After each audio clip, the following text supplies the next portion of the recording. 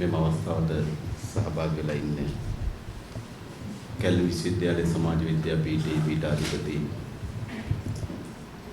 චන්දන අබේරත්න මහත්මයාගෙන් ඒ වගේම මේ පිළිබඳ සංවාදයට සාකච්ඡාවට සම්බන්ධ වී තිබෙන ජේසනින් සාන්ත ජයවර්ධන සොයුරා විවෘත විශ්වවිද්‍යාලයේ ආචාර්ය අතුල සමරකෝන් සොයුරා ගෞරවනීය අපේ හාමුදුරුවෝ වහන්සේ මෙම අවස්ථාවට සහභාගී වෙලා ඉන්න තමුන්වහන්සේලා සියලු දෙනාගෙන් අවසරයි. පළමු කොටම ඊයේ පාර්ලිමේන්තුවට විසිරි සංශෝධන බාර දීලා අද මේ පිළිබඳව මෙතන සහභාගී වෙලා ඉන්න ඔබත් එක්ක සාකච්ඡාවක් කතා බහ කරගන්න ලැබීම බෙහෙවින්ම හොඳ කාරණයක් ලෙස අපි සලකනවා. ඉතින් අද අපි ඒ සංශෝධනය පිළිබඳව, ඒ දේශපාලනය පිළිබඳව යම් සාකච්ඡාවක නිරත වෙනවා.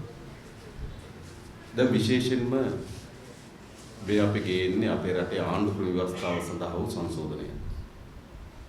අපේ පක්ෂ ව්‍යවස්ථාව සංශෝධනය කරගන්නවා නම් ඒක අපිට පක්ෂයට අයිති කාර්යභාරයක්. හැබැයි රටේ මූලික නීතියට ගේන සංශෝධනය අපි හැමදෙනාම යටත් නීතියට ගෙනෙන සංශෝධනය. ඒ නිසා ඒ සංශෝධනය පිළිබඳව රටේ සෑම පුරවැසියෙකුටම තමගේ අදහස් ඉදිරිපත් කිරීමේ සාධාරණ අයිතිය අපි පිළිගන්නවා. ඒ නිසා මේ 20 වෙනි සංශෝධනය පිළිබඳව ඉදිරිපත් වෙන සංවාදයන්ට දේශපාලන ව්‍යාපාරයක් හැටියට අපි ඉතාමත් හොඳ විවෘත මනසින් මේකට ඇතුල් වෙන්න සූදානම්. හැබැයි ඒ වගේම අපි දන්නවා සමහර සංවාදයන් සමහර පැතිවලින් ඉදිරිපත් වෙන මත තිබෙන්නේ කරුණු निराකරණය කරගන්න. එහෙම නැත්නම් කරුණු වෙනස් කර ගැනීම සඳහා දරන ප්‍රයත්නයක් වෙනුවකට ඒක යම් ත්‍රාඩ දේශපාලන අරමුණක් වෙනුවෙන් ඉදිරිපත් වෙන තර්ක තිබෙනවා. ඒතර ඒක කරුණු පෙන්වා දීමෙන් සංවාදයෙන් එහෙම නැත්නම් වෙනස් කිරීම සඳහා දරන සූදානමින් ඒවට පිළිතුරු ලැබෙවි කියලා අපි විශ්වාස කරන්නේ නැහැ. ඒ නිසා එවැනි ත්‍රාඩ දේශපාලන වමනාවන් වෙනුවෙන් කරන සාකච්ඡාවේ පාර්ශ්ව කරුවන් බවට පත් වෙන නම් අපේ අවශ්‍යතාවයක් නැති බව අපි තේරුම් ගන්න තියෙනවා. ඒ වගේම අපේ රටේ ආර්ථික සමාජීය දේශපාලන වශයෙන් විශාල පිරිහීමකට පත් වී තිබෙන රාජ්‍යය. ආර්ථික වශයෙන් විශාල කඩාවැටීමක්, සමාජීය වශයෙන් විශාල අර්බුද රැසක් නිර්මාණය වෙලා තිබෙනවා. දේශපාලනික වශයෙන් අතිශය පරිහානියටවත් පත් වෙච්ච අතිශය විනාශකාරී දේශපාලන සංස්කෘතියක් ගොඩනැගී තිබෙන රාජ්‍යයක්. ඒත් ඒ රාජ්‍ය වෙනස් කිරීම සඳහා දේශපාලන ආර්ථික සමාජ දේහීම පුළුල් පරිවර්තනයක අවශ්‍යතාවය තිබෙනවා. ඉතින් අපි කිසිසේත්ම විශ්වාස කරන්නේ නැහැ 20 වෙනි සංශෝධනයේ සමස්ත දෙයට පිළිතුරු ලැබෙවි කියලා. ඒ අපේක්ෂාවක් අපිට නැහැ. හැබැයි අපි විශ්වාස කරනවා අපේ රටේ ප්‍රජාතාන්ත්‍රික ගති ලක්ෂණ ඒවා ගැබ්වී තිබෙන ආයතනය ශක්තිමත් කරන්න ප්‍රජාතන්ත්‍රවාදී ව්‍යුහය පුළුල් කිරීමට යම් සාධනීය පියවරක් මෙම 20 වෙනි සංශෝධනයේ ලැබෙවි කියන විශ්වාසය අපිට තිබෙනවා. අපි දේශපාලන ව්‍යාපාරයක් හැටියට ප්‍රජාතාන්ත්‍රික ප්‍රතිසංස්කරණ පිළිගන්න දේශපාලන ව්‍යාපාරය. ඒ අර්ථයෙන් තමයි අපි මේ 20 වෙනි සංශෝධනයට අවතීර්ණ වී තිබෙන්නේ. ඒ වගේම මේ විධායක ජනාධිපතිවරය පිළිබඳ මත ගණනා එකක් තිබෙනවා. විධායක ජනාධිපති මුළුමනින්ම අහෝසි කොට පාර්ලිමේන්තුව කේන්ද්‍ර කරගත්තු නව රාජ්‍ය පාලන ව්‍යුහයකට ඇතුළත් වී යුතු කෙන යෝජනාව එක. දෙවන යෝජනාවක් තිබෙනවා විධායක ජනාධිපතිවරය යම් සංශෝධනයන් සහිතව ඉදිරියට ගෙන යන්න බැරිද කියන යෝජනාව.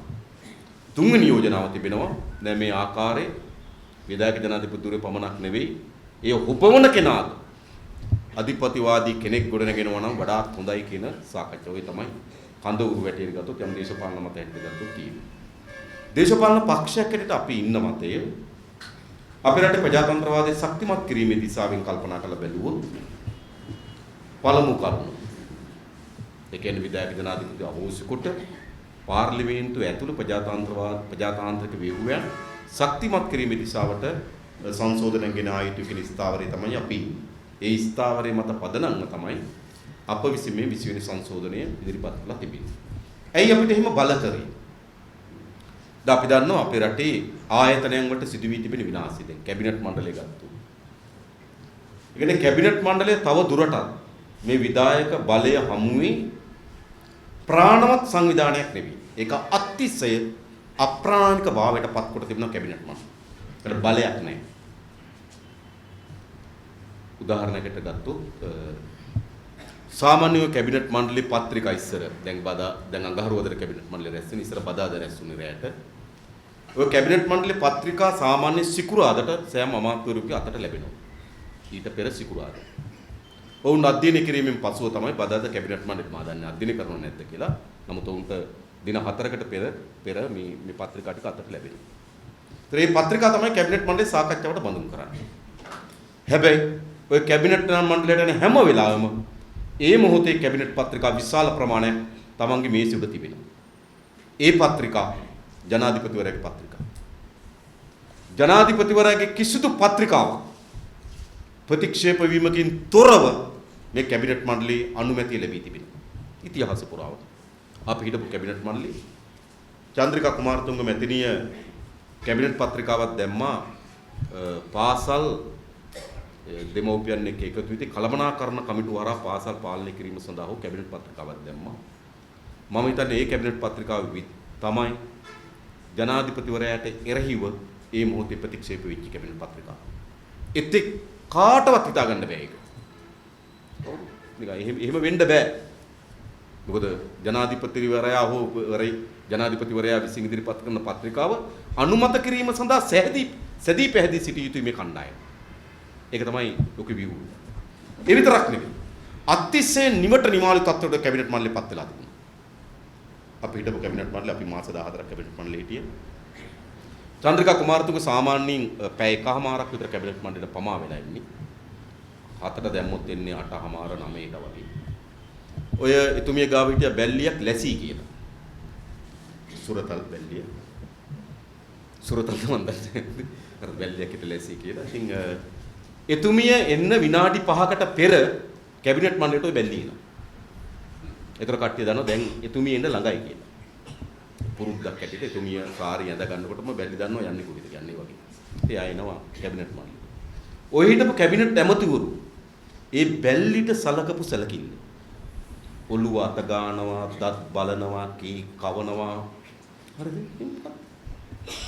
නිවට නියාලු පිරිසක් වකණ්ඩායම. මේ විධායක බලයේ විසින් අර මුළුමනින්ම බල ශූන්‍ය ආයතන බවට පත් වෙලා තිබෙනවා. කැබිනට් මණ්ඩලයේ හිටිය ඇමතුමිය රත්නපුර ඇමතුමිය. සාමාන්‍ය කැබිනට් මණ්ඩලය අවසන් වුණාම ඔය එතුමියත් එක්ක වෙනම බේර ගන්න ඕන ප්‍රශ්න බේර ගන්න එතුමිය හම්බෙන්න යනවා. අපි දවසක් බෙකුස් කර්ම අමාත්‍යවරයා හැටියට චන්ද්‍රිකා කුමාරතුංග මෙතන ගාවට ගියා මේ ප්‍රශ්නේ කතා කරගන්න. කතා කරගෙන යනකොට අර ඇමතුතුමිය චන්ද්‍රිකා කුමාරතුංග මෙතනියගේ මූණ බලාගෙන අඬනවා. ඇමති අඬනවා චන්ද්‍රිකාගේ මූණ බලාගෙන. චන්ද්‍රිකා ජනාධිපතිතුමිය ඇහුවා "තමුසේ මොකටද අඬන්නේ?" කියලා. ඇමතුතුමිය කිව්වා "මැඩම් මට මැඩම්ගේ ඇහැ බලන්න බෑ ඇඬෙනවා" කිව්වා. ඇහි පොඩි බෝම්බෙට විකෘතියක් තියෙනවා. ඒකට බලන්න බෑ ඇඬෙනවා කිව්වා. චන්ද්‍රිකා සාමාන්‍යයෙන් ඔය ගණන් ගන්න කෙනෙක් නෙවෙයි. කිව්වා "තමුසෙට මොකද මගේනේ ඇහැ" කිව්වා. හරි. මං කියන්නේ මෙහෙමයි මේවා කිසි බලයක් නැති. පඹයින්ගේ ආයතන බවට පත් වුණා. එයි සමස්ත බලය හෙට උ මේ අමති මණ්ඩලෙ ඉන්නවද නැද්ද? ඔහුට ලැබෙන විෂයන් කුමක්ද? ඒ විතරක් නෙමෙයි. ඔහු එළියේ ඉන්නවද හිරේ ඉන්නවද කියලා තීරණය කිරීමේ බලය පවා ওই විධායක ජනාධිපතිතුමා තියෙනවා. හින්දා කැබිනට් මණ්ඩලයේ බල ශූන්‍ය ආයතනය. බල ශූන්‍ය ආයතනයක් විතරක් නෙවෙයි. කැබිනට් මණ්ඩලයන්ගේ විෂයන් බෙදනකොට ඒ විෂයන් වලට ඇති කරලා තිබුණු තත්ත්වය. අපි දන්නවා අපේ රටේ විදුලි සංදේශ අමාත්‍යාංශ, තැපැල්ලහ විදුලි සංදේශ අමාත්‍යාංශයක් තිබුණා. ඔය අමාත්‍යාංශය තමයි TRC එක. විදුලි සංදේශ නියාමන කොමිසම සාමාන්‍ය සම්ප්‍රදායක් ඇටියට විදුලි සංදේශ නියාමන කොමිසම අයිති වෙන්නේ විදුලි සංදේශ අමාත්‍යාංශයට. තැපැල් අමාත්‍යාංශ නැත්නම් තුන් ලියුම් බෙදන්න, තැපැල් කාර්යාල ප්‍රතිසංස්කරණය කරන්න වගේ දේවල් ටිකක් තියෙනවා. හැබැයි වැදගත්ම එක තමයි TRC එකේ මදේ. ඒ අමාත්‍යාංශ. මොකද ඒක තමයි ඔය 3G ලයිසන් දෙන්නේ, රූපවාහිනී ලයිසන් දෙන්නේ, ගොඩාක් ගනුදෙනු යන්නේ දැන් ඔය TRC. මොකද වෙලා තිබුණේ? විදුලි සංදේශ හා තැපැල් අමාත්‍යවරයා එක්කෙනෙක් හැබැයි TRC එක තිබුණේ ජනාධිපතිවරයා ගාව මහින්ද මහත්මයා ගාව. ඒ වගේම අපි අධිකරණ අමාත්‍යාංශය සුද්ධ හදපු කාලේ ධම්ම අධිකරණ අමාත්‍යාංශයට තමයි නීතිපති දෙපාර්තමේන්තුවත් නීති කෙටුම්පත් කිරීමේ දෙපාර්තමේන්තුවක් තිබුණේ. ඒක තමයි අධිකරණ අමාත්‍යාංශයේ තියෙන බලවත් දෙපාර්තමේන්තුව දෙක. හැබැයි අධිකරණ නැමැති එක්කෙනෙක් වෙනකොට නීතිපති දෙපාර්තමේන්තුව නීති කෙටුම්පත් දෙපාර්තමේන්තුව තිබුණේ ජනාධිපතිවරයා. ඉඩම් අමාත්‍යාංශය ගත්තොත් අපේ රටේ ඉඩම් අමාත්‍යාංශය ඉඩම් අද තිබෙන්නේ LRC එකේ. විශාල ඔය සාමාන්‍ය රජයේ කැලෑ ඉඩම් තිබුණට විශාල ප්‍රමාණයක් කැලෑ ඉඩම් අයිති වන සංරක්ෂණ වනජීවි රජයේ ඉඩම් අද විශාල ප්‍රමාණයක් තියෙන LRC එකට තියෙනවා. તો සාමාන්‍යයෙන් LRC එක තිබුණේ හැමදාම ඉඩම් ප්‍රතිසංස්කරණ කොමිසම සභාව හැමදාම තිබුණේ ඉඩම් අමාත්‍යාංශය යටතේ. හැබැයි ඉඩම් ඇමති ජීවන් කුමාරතුංග කාලයක් ඊට පස්සේ ජනක බණ්ඩාර ඉඩම් ඇමති ජනක බණ්ඩාර වෙනකොට LRC එක මහින්ද මහත්තයා ගාව බලේ තින්න ගන්න. අපේ රටේ පරිසර අමාත්‍යාංශයේ තමයි කාලාන්තරයක් මුළුල්ලේම වෙරළ සංරක්ෂණ දෙපාර්තමේන්තුව තිබුණේ. මොකද වෙරළ සංරක්ෂණ දෙපාර්තමේන්තුව අවට තමයි වටිනාම ඉඩම් තියෙන්නේ. අර මීටර 100 ගැසට් නිවේදනයත් එක්ක වෙරළ සංරක්ෂණ දෙපාර්තමේන්තුවේ ඉඩම් ප්‍රමාණය වැඩි වුණා. හැබැයි පරිසර ඇමති පෞසි වෙනකොට වෙරළ සංරක්ෂණ දෙපාර්තමේන්තුව තිබුණේ මහින්ද මහත්තයා ගාව. සර් ඒ නිසා රටේ දෙපාර්තමේන්තුව අමාත්‍යාංශ වල තියෙන වැදගත්ම දේ මෙතෙන්ට උකහා ගන්න. ඒ විතරක් නෙවෙයි.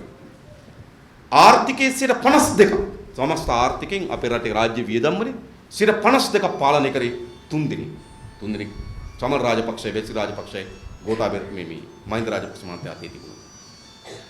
කිසි කෙනෙක් ප්‍රශ්න කරන්නේ නැහැ. ප්‍රශ්න කරන කෙනාට ඒ විව්වේ ඉන්න බෑ, ආණ්ඩුවේ ඉන්න බෑ. දැන් ගත්තොත් ඔය දැන් ඒ ආණ්ඩුවේ සංවර්ධනයයි කියලා අපිට කෙන්නනේ මොනවද? ගුවන්තොටුපළක් ඇදුවා. ගුවන්තොටුපළ ඇමති කවුද? චමල් රාජපක්ෂ. වරායක් ඇදුවා. වරාය ඇමති කවුද? කාලයක් මහින්ද මහත්තයා, ඊට පස්සේ චමල් මහත්තයා. ඊට පස්සේ පාරවල් ඇදුවා කිව්වා. පාරවල් කවුද? මහා මාර්ග ඇමති. කවුද? මහින්ද මහත්තයා.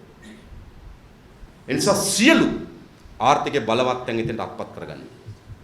එනිසා කැබිනට් මණ්ඩලයේ හුදු බලයක් නැති බල ශූන්‍ය ආයතනයක් බවට පත් කොට තිබෙනවා මේ විධායක බලය විසින්. කැබිනට් මණ්ඩලය විතරද? පාර්ලිමේන්තු තව දුරටත් නිකන් කතා සාප්පු අත උස්සන මගේ නීති සම්මත කරන තමයි. හැබැයි නීති කාගෙද නීති සම්මත කරගන්නේ? පහුගිය කාලෙම පාර්ලිමේන්තුවේ හැසිරීම දිහා බලපුවාම ඒ සමස්ත හැසිරීමම විධායක ජනාධිපතිවරයාගේ අනුහසට යටත් කරපු ආයතන බවට පත් වී තිබෙනවා. ජේ.ආර්. ජයවර්ධනගේ උඩටම ගියා. ජේ.ආර්. ජයවර්ධන මහත්මයාට හැකියාව ලැබුණා මේ മന്ത്രിවරුන්ගේ ඉල්ලා අස්වීමේ ලිපි සාක්ෂි දාලා දින රහිතව නේ තමන් දිනේ දාලා ලියුම යවන්න තියෙන මැතිවරු කොමසාරිස්වරයා ගාව. පාර්ලිමේන්තුව මොකක්ද තිබුණු බලේ? ශ්‍රේෂ්ඨාධිකරණ අග්‍රවිනිශ්චයකාරතුමිය නිරපහරණ වෙලාවේදී සාමාන්‍යයෙන් අපි දන්නවා ඕනෑම ශේස්ත්‍රයක නියුතු වෙන අය ඒ ශේස්ත්‍රයට සිද්ධ වෙන හානියක් පිළිබඳ යම් අවදිවීමක් සිද්ධ වෙනවා. උදාහරණයකට ගත්තොත් වෛද්‍ය ශේස්ත්‍රයට යම් හානිදායක කිවිසුමකට එන්න එළඹෙනවා නම් එහි ගරුත්වය සහ ආරක්ෂාව වෙනුවෙන් වෛද්‍යවරුන්ගේ නැගී සිටීමක් තියෙනවා. ඒ විදිහට තමයි නීතිඥ මහතුරුන්ගෙත් විශාල ඒ නීතිඥ ශේෂ්ත්‍ර අධිකරණ පද්ධතියට යම් හානියක් බලපෑමක් සිද්ධ වෙනවා නම් නීතිඥ මහතුරුන්ගේ නැගී සිටීමක් තියෙනවා. අපිට මතකයි ශේෂ්ඨාධිකරණ අග්‍රවිනිශ්චයකාරතුමිය නිරපහරින් දාපු අවස්ථාවේදී එළිය හිටපු නීතිඥ කණ්ඩායම මේකට එරෙහිව අරගල කරා. හැබැයි පාර්ලිමේන්තුවේ ආණ්ඩුවේ හිටපු නීතිඥ කණ්ඩායම අග්‍රවිනිශ්චයකාරතුමිය නිරපහරින් අතීස්සුවා. අතීස්සුවා විතරක් නෙවෙයි නඩුව අහන්නත් නීතිඥවරු නිමල් ශ්‍රීපාල ඩිලාන් පෙරේරා වගේ නේද නීතිඥවරුත් වාඩි වුණා. අග්‍රවිනිශ්චයකාරතුමිය නිරපැහැරීමේ නඩුව අහන්න. එයි විධායකය දෙන නියෝගයන්ට අනුව යටත් වෙන පාර්ලිමේන්තුවක් ගොඩනැගී තිබෙනවා.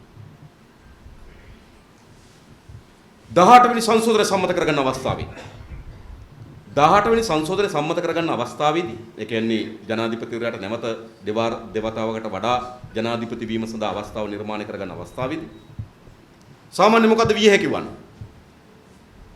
අවස්ථා දෙකෙන් පස්සේ ඊළඟ කෙනා ওই පාර්ලිමේන්තුව ඇතුලේ ඉන්න පුළුවන්. ඔය ආණ්ඩුවේ. අඩුම තරමේ යා විරුද්ධ වෙන්න එපා මේකට. පැත්තකින් තිබ්බත් දැන් දේවතාවට වැඩි වෙන තුන්වෙනි වතාවට එන්න ඉන්න කෙනා මහින්ද මහත්තයම වෙනකොට හැබැයි මහින්ද මහත්තයා නැත්තම් ඒ අවස්ථාව ලැබෙන කෙනා ඒ ආණ්ඩුව ඇතුළේ ඉන්න ඕන. එහෙම වෙන්න ඕන. දැන් නේ ඒ ආණ්ඩුව ඇතුළේ ඉන්න ඕන. හැබැයි එයාවත් අඩුම තරමේ මේකට විරුද්ධ වෙන්නේ නැහැ. අඩුම තරම එයා විරුද්ධ වෙන්නේ මට තිබෙන අවස්ථාවක් නැතු වෙනවනේ. විරුද්ධ වෙන්නේ නැත්තේ ඇයි? මුළුමනින්ම යටපත් කළා තියෙන ප්‍රසිද්ධිය කියනවනේ. මොකද කියන්නේ ප්‍රසිද්ධිය කතාව? ප්‍රසිද්ධිය කියන කතාව තමයි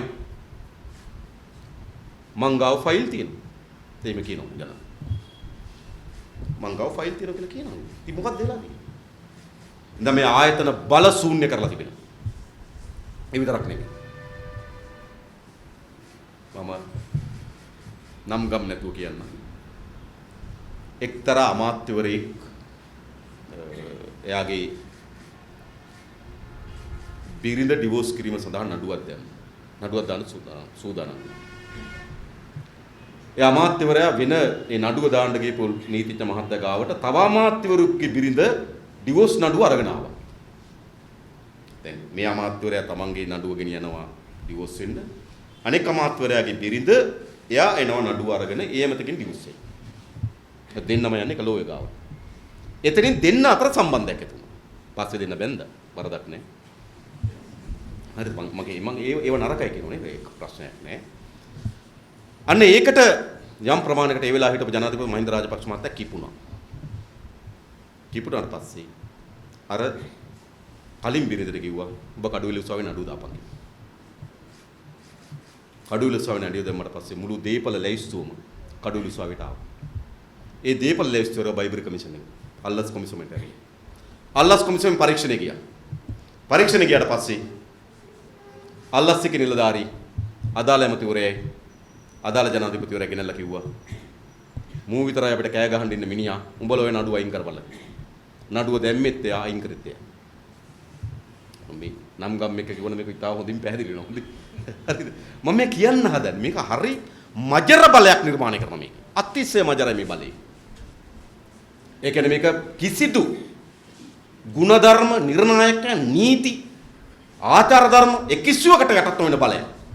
තමන් විසින්ම නඩුව දානවා. තමන්ම නැවත ඇවිල්ලා කියනවා බයිබරි කමිෂන් එකේ නිලධාරීන් කඳවලා කියනවා මේ මිනිහා විතර අපිට කතා කරන්න දෙන්නේ මිනිහා තමුසලා මොකටද නඩු දාන්න අයින් කරන නඩු කියනවා. මොන කැත බලයක්ද මේ? අර අපි දන්න ප්‍රසිද්ධ කතාව මොකද්ද? මේ බස්නායක නිලමෙලාගේ ප්‍රශ්නේ කතරගම දේවාල. අපේ විහාරගම් දේවාලගම් පනත යටතේ නිවේදනයක් කාලා තිබුණා. ගැසට් නිවේදනයක් තිබුණා. අපේ රට කිසිදු දේවාලයක බස්නායක නිලමේ තනතුරක් දරන්න බෑ කවර හෝ ජනතා නියෝජිත ආයතනක නියෝජිතයෙකුට. ඒක ප්‍රාදේශ සභාවක ඒක මේ ගෙනාවේ ප්‍රේමදාස මහත්තයා.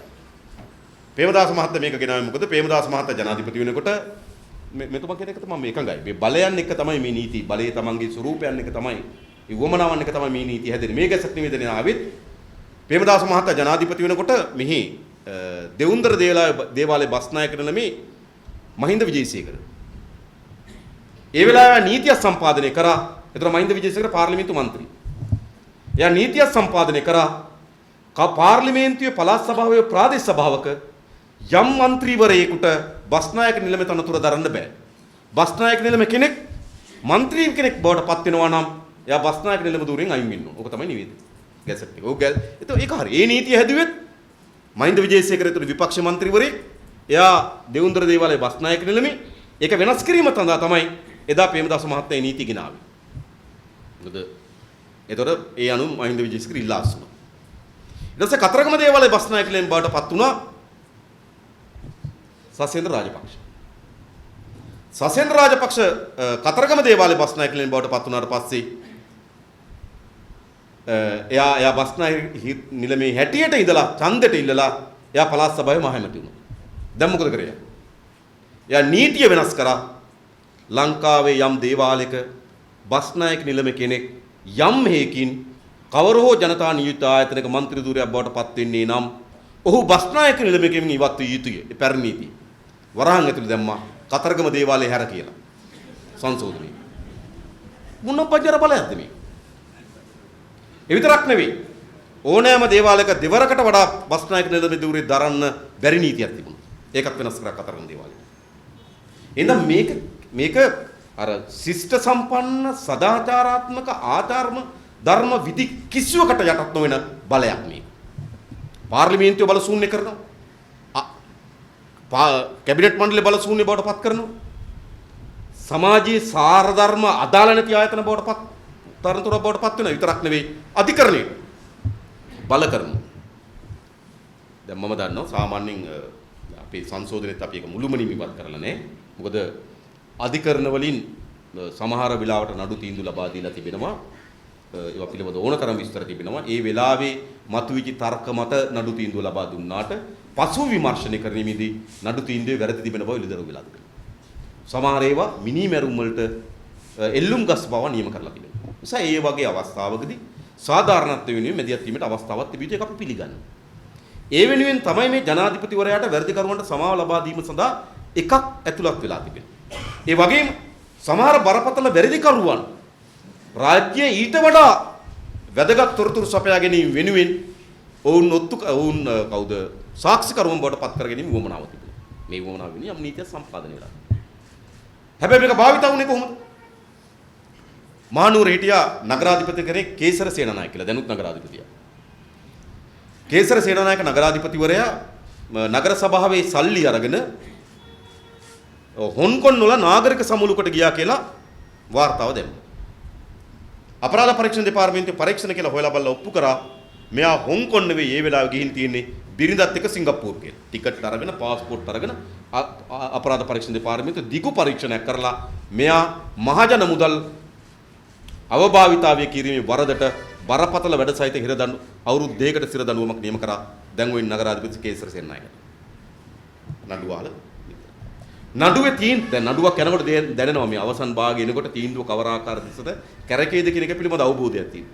ඒ අවබෝධය කේසර සේනානායකට එනකොටම කේසර සේනානායක මහින්ද රාජපක්ෂ මහත්මයාගේ පැත්තට මාරු වුණා. දැන් UNP හොඳයි ආයි. දැන් මිසර නගරාධිපති UNP මහින්ද මහත්මයා මොකද කරේ? තීන්දුව දීලා අඩුම තරමේ විත්ති කූඩුවෙන් බැලලා බස් එකට නැගලා අධික හිරගෙදර යන්න උනා. බන්දනාගාර බස් එකට නැගලා විත්ති කූඩුවෙන් වහිනකොටම ජනාධිපති සමාව දුන්නා. මොකද ඇති අපරාධ පරීක්ෂණ දෙපාර්තමේන්තුව බලයක් දෙනවා. අධිකරණේ බලයක්. බල ශූන්‍ය ආයතනයක් බවට පත් වුණා අධිකරණ පද්ධතිය. ඒ වගේම තමයි සමන් දේවාලයේ බස්නායක නෙවෙයි. කාන්තාව දූෂණය කිරීමේ වරදට හිරගෙදර නියම. එක දවසක් හිරියට ගියේ නැහැ. නඩු තීන්දුව ලැබෙනකොටම නිදහස් වුණා. මිල්රෝයි පනාන්දුගේ බිරිඳ කාන්තාව ඒ කියන්නේ මිල්රෝයි පනාන්දු කියන අමාත්‍යවරයා වෙන කාන්තාවත් එක්ක සබත්තාවයක් හදාගත්තා. ඒ සබත්තාවේ බිරිඳ දැනගත්තා මේ යුක්තිය පස්සේ දලන්න නෙවෙයි. අසාධාරණයක් විසඳන්න නෙවෙයි. ඊට පස්සේ මොකද වුනේ? අමාත්‍යවරයාගේ බිරිඳ දැනගත්තා. මේක යා සැලසුම් කරලා අර කාන්තාව ඝාතනය කරා. අධිකරණ නඩුවක් කාලා නේද? ජීවිතාන්ත දක්වා හිරකට නියම කරා. කාන්තා දිනේදී ඒ බිරිඳ එළියට දැම්මා. ඒක කොහොමද මේ පාවිච්චි වෙලා තිබෙන්නේ? නිසා අධිකරණ බලය මුළුමනින්ම බල ශූන්‍ය වෙච්ච ආයතනයන් බවට මේකෙන් පත් කරලා තිබෙනවා. නීතිය හදනකොට අපේක්ෂා කරනවා. මම කියන්නේ නීතිය හදනකොට මේව අපේක්ෂා කරනවා යම් යහපත් අරමුණු. සිද්ධ වෙන සිදුවීමක්, නැවත විමර්ශනය කිරීමේ බලය, ඒට යම් එක යුක්තිසහගත අයිතියක් වෙනවා. හැබැයි භාවිතාව වෙනගලා තිබෙන්නේ ඒ යුක්තිසහගත අයිතිය සහ සාධාරණත්වය වෙනුවෙන් නෙවෙයි. භාවිතාවේදී තිබෙන්නේ මේ ඊ타මත් කැත්ත මජර කිලිටි වමනාවන් වෙනුවෙන් මේක භාවිතාවට ලක් වී තිබෙනවා. ඒ නිසා අපි විශ්වාස කරනවා අපේ රටේ ප්‍රජාතාන්ත්‍රික ව්‍යුහයන් ශක්තිමත් කර ගැනීමේ දිශාවෙන් කල්පනා කරලා බලනවා නම් මෙම විධායක ජනාධිපතිතුමා අවශ්‍ය කර යුතුයි කියන ස්ථාවරයේ තමයි අපි සිටින්නේ. ඒ සඳහා තමයි අපි මේ 20 වෙනි සංශෝධනය ඉදිරිපත් කළේ. මේක දීර්ඝ ඉතිහාසයක්, දීර්ඝ අරගලයක්, දීර්ඝ සාකච්ඡාවක් තිබිලා තිබෙනවා. නමුත් මේක අපි සංශෝධනයකට දැන් ඉදිරිපත් කරලා තිබෙනවා. දැන් එතකොට ඊළඟ තියෙන ප්‍රශ්න තමයි මේකත් එක්ක පැන නගින ගැටලු. දැන් මම දන්නවා ගොඩාක් පැති වලින් ඉදිරිපත් කරන මේ තර්ක කීපයක් තිබෙන එකක් තමයි මේ 13 වෙනි සංශෝධනයත් එක්ක මේක ගැට ගැහිලා තිබෙන. ඒ නිසා මේ 13 වෙනි සංශෝධනයේ තියෙන තැනක විධායක ජනාධිපතිතුරු අහෝසි කිරීම රට බෙදීමේ දිශාවට තල්ලු වෙනවා කියන තර්කයක් ගිහිනවා. ඒක සාවද්ද තර්කයක්. 13 වෙනි ඒ කියන්නේ ඔකට උදාහරණයකට ඒගොල්ලෝ කියනවා 1990 දී උතුරු නැගෙනහිර පළාත් සභාව වරදරාජා පෙරුමාල් මහා මාත්‍යවරයා විසින් වෙනම රාජ්‍යයක් බවට පත් කරලා ත්‍රිකුණාමලයේ ඔරලෝසු කණුවේ ඊළාම් කොඩියේ සිඹු. එයා කිව්වා උතුරු නැගෙනහිර වෙනම රාජ්‍යයක් කියලා ත්‍රිකුණාමලයේ ඔරලෝසු කණුවේ ඊළාම් කොඩිය ඔසවලා කිව්වා. අන්න ඒ වෙලාවේ ජනාධිපතිවරයා විසින් උතුරු නැගෙනහිර පළාත් සභාව විසිරුව හැරියා. ඒ විසිරුව හැරීමේ බලය එදා තිබුණේ නැත්නම් වෙනම රාජ්‍යයක් හැදෙනවා වගේ තර්කයක් ගෙනක බොරු අදහසක් ඒක. පළවෙනි කොටස හරි වරදරාජා පෙරුමාල් හිටපු ඒ උතුරු නැගෙනහිර මහ ඇමතිවරයා එවැනි කාර්යයක් කරපු එක ඇත්ත. හැබැයි විසිරුව හැරියේ කොහොමද? අදත් ආණ්ඩු ක්‍රම ව්‍යවස්ථාවේ 13 වෙනි සංශෝධනයේ විසිරුව හැරීම පිළිබඳ බලයක් නැහැ. තියෙන්නේ කොතනද? ඒක තියෙන්නේ පළාත් සභා පනතේ. ඒතර පළාත් සභා සහ පළාත් පාලන ඇමති පෝල් පෙරේරා පුත්තලමි. පෝල් පෙරේරා අමාත්‍යවරයා විසින් 1990 පළාත් සභා පනතට ගෙනාව සංශෝධනය. පළාත් සභා පනතට ගෙන සංශෝධනයක් ගෙනාවා ආණ්ඩුකාරවරයාගේ නිර්දේශ මත. අන්න එනං ආණ්ඩුකාරවරයෙක් ඉන්න ඕන. ආණ්ඩුකාරවරයාගේ නිර්දේශ මත එයා නිර්දේශ කරොත් ඒ මත ජනාධිපතිවරයාට පළාත් සභාවක් ඉසුරු හැරීමේ බලය ලැබුණා. එය පළාත් සභා පනතට ගෙන අප සංශෝධනයක 1990 දී. එතකොට මේ ව්‍යවස්ථා සංශෝධනයක සම්බන්ධ වෙන්නේ නැහැ. ඒක ඒ විදිහටම තියෙනවා. ඊළඟ දැන් මේ 13 වෙනි සංශෝධනයේ නිසා මේක අහෝසි කරන්න එපා කියන අය දිහා බැලුවොත්. එතකොට 13 වෙනි සංශෝධනය කියනවා 1987. හැබැයි 1987ට පස්සේ 1989 පළමු ඒ කියන්නේ සිරිමා බණ්ඩාරනායක මැතිවරණ ඉදිරිපත් වුණු පළමු ජනාධිපතිවරණයේදී එතුමියගේ මැතිවරණ ප්‍රකාශන 88 මැතිවරණ ප්‍රකාශනයේදී පැහැදිලිව සටහන් කර තිබෙනවා විධායක ජනාධිපතිවරයා ආවෝසි කිරීම සඳහා ජනවරමක් පතමි කියලා. 1994 චන්ද්‍රිකා කුමාරතුංග මැතිණිය තමන්ගේ මැතිවරණ ප්‍රකාශන ඉදිරිපත් කරා නේද? විධායක ජනාධිපතිවරයා ආවෝසි කිරීම සඳහා ජනවරමක් පතමි. අවස්ථා දෙකක් 1994 සහ 98. ඊළඟ 2005 මහින්ද රාජපක්ෂ මහත්මයාගේ මැතිවරණ ප්‍රකාශනයේ විධායක ජනාධිපතිවරයා ආවෝසි කිරීම සඳහා ජනවරමක් 2010 ජනාධිපතිවරයා ජනවරමක් ඉල්ලනවා. අපි 10 පැත්තකින් තිබ්බා. 89, 94, 98 සහ 2005 කියන. මේ ජනාධිපතිවරණ හතරේදී විධායක ජනාධිපතිවරයා අහෝසි කිරීම සඳහා ජනවරමක් අපේක්ෂා කරා. මතයක් ගොඩනැගුවා. මහින්ද රාජපක්ෂ මහත්මයා සිරිමා බණ්ඩාරනායක මැතිණිය එතුමාගේ පක්ෂ නායිකාව මේ හැමදෙනාම විධායක ජනාධිපතිවරයා අහෝසි කිරීම පිළිබඳව තමයි එදා ජනතාවගේ ජනවරමක් පැතුනේ. හැබැයි ඒ වෙලාව මොකක්ද? 94, 2000, 89, 2005 කියන මොකක්ද අවස්ථාව? 13 වෙනි සංශෝධන විතරක් නෙවෙයි යුද්ධෙකුත් තිබ්බ වෙලාව. ඒ 13 වෙනි සංශෝධනෙත් යුද්ධෙත් තියෙන වෙලාවේදී ජනාධිපති ක්‍රමය අහෝසි කළ යුතුයි කියලා මතයක් ගොඩනගන ලද ඒ වෙනුවෙන් ජනවරමක් අපේක්ෂා කරන අය අද ඇවිල්ලා කියන අපිට මොකද්ද 13 වෙනි සංශෝධන නිසා මේක අහෝසි කරන්න ඒක වැරදි කියලා. ඒක කිසිසේත්ම අර සාධාරණ ගොඩනගෙන තර්කයක් නෙවෙයි. ඒක ඇවිල්ලා මේ වෙලාවේ යම් දේශපාලන වමනාවක් එක්ක ගොඩනගෙන තර්කයක්. මම ඒ දේශපාලන වමනාව පස්සේ කියන්නම්. ඊළඟ හැබැයි ඒ වෙනුවට මේ විධායක ජනාධිපතිවරු ඉවහලුනේ කොහොමද? දැන් 13 වෙනි සංශෝධනය ඉපදුනේ කොහොමද? 13 වෙනි සංශෝධනය ඇති උනේ 1987 ඉන්නේ ජූලි මාසේ ඉන්දියාවත් එක්ක අත්සන් කරලාද ජේ.ආර්. රජීව් ගිවිසුම. ජේ.ආර්. රජීව් ගිවිසුම ගහන්න හේතු උනේ මොකක්ද? එදා මට මතකයි ප්‍රේමදාස මහත්තයා අග්‍රාමාත්‍යවරයා හැටියට ඔහු කතාවක් කරා, ප්‍රසිද්ධ කතාවක් කරා. ඔහු ඉන්දියාව ඇවිල්ලත් අර අනුන්ගේ වැසිකිලි වල ජරා කරනවා වගේ කියන කතාවක් ඔහු කරා. එතකොට අග්‍රාමාත්‍යවරයා ආසන්න වශයෙන් එදා මේ ඉන්දු ලංකා ගිවිසුමට විරුද්ධව හිටියා. ගාමිණී ජයසූරිය තමගේ අමාත්‍ය ධුරින් ඉල්ලා අස්සුනා. එතකොට අමාත්‍යවරයෙක්ට කටු ගාමිණී ජයසූරිය. එතකොට 1987 ඉන්දු ලංකා ගිවිසුම අත්සන් කරන්න කැබිනට් මණ්ඩලයෙන් ඇහුවේ නැහැ. ඉතින් ඒ ඉන්දු ලංකා ගිවිසුම අත්සන් කරන්න පුළුවන්කම ලැබුණේ කොමක් නිසාද? විධායක බලය නිසා. ඒ නිසා 13 එන්නේත් විධායක බලය නිසා. ඇත්ත කතාවකට උත්තර තියෙනවා. 13 උපදින්නේ විධායක බලයෙන්. මොකද අර ඒවකට හිටිය ඉන්දියාවේ ලංකාවේ මහා කොමසාරිය ඩික්සිත් මහත්තයාගේ තියෙන පොතක් කොළඹ භූමිකාව කියලා. ඒ පොතේ ඉතා පැහැදිලිව තිබෙනවා ඉන්දු ලංකා ගිවිසුමට අවසානට ජේ.ආර්. ජයවර්ධන එකඟතාවයට ලැබෙන්නේ තමන්ගේ බලයේ ආරක්ෂාව පිළිබඳව සහතිකයක් ලබා දීමෙන් පස්සේ. ජේ.ආර්. ප්‍රශ්න කරේ මොකද? රටේ ආරක්ෂාව නෙවෙයි. රටේ ස්වාධීනත්වය රටේ ස්වරිභාවය පිළිබඳ ප්‍රශ්නයක් නෑ. ඌට තිබුණේ ඔවුන්ගේ බලය පිළිබඳ ප්‍රශ්න තමයි ඌ ප්‍රශ්න කරේ. ඔහුගේ බලය සාතික ගුණාට පසුව ඔහුගේ විසම අත්සන් කරා. ඔහුට ඒ බලය ලැබුණේ මොකක් නිසාද? විධායක බලය නිසා. දැන් විධායක බලය තමයි මගේ 13 හරිද වැරදිද කියන එක වෙන විවාදයක්. ඒක අපි වෙනම සාකච්ඡා කරමු. හැබැයි මොකක්ද තියෙන්නේ? 13 උපදින්නේ විධායක බලයෙන්. ඒ විතරක් නෙවෙයි. ඔය 13 වෙනි සංශෝධනය අනුව උතුරු නැගෙනහිර తాවකාලිකව ඒකාබද්ධ කරා. ඒ සංශෝධනයේම උතුරයි නැගෙනහිර తాවකාලිකව ඒකාබද්ධ කරා. ඒක ඉතාමත් පැහැදිලිව ගන්න ඇත්තට මේ දෙක එකතු කරන්නේ తాවකාලිකව. හැබැයි අවුරුද්දක් ඇතුළත ජනමත විචාරණය පවත්වලා මට මතකයි ඒ කාලේ අපි පොඩි නමුත් ජේ.ආර්. ජයවර්ධන කිව්වා එම ජනාධිපති වර්ණයේදී එතුමත් ජනතාව අමතන්නේ වේදිකාවට නැගලා උතුරයි නැගෙනහිර වෙන් කරන පැත්තේ කිව්වා. ජේ.ආර්. කිව්වේ එහෙම. මොකද උතුරයි නැගෙනහිර తాවකාලිකව එකතු කරනවා. හැබැයි අවුරුද්දක ඇතුළත ජනමත විචාරණයක් තියලා මේකට එකට ඉන්නවද වෙන් වෙනවද කියලා තීරණයක් ගන්නවා කිව්වා.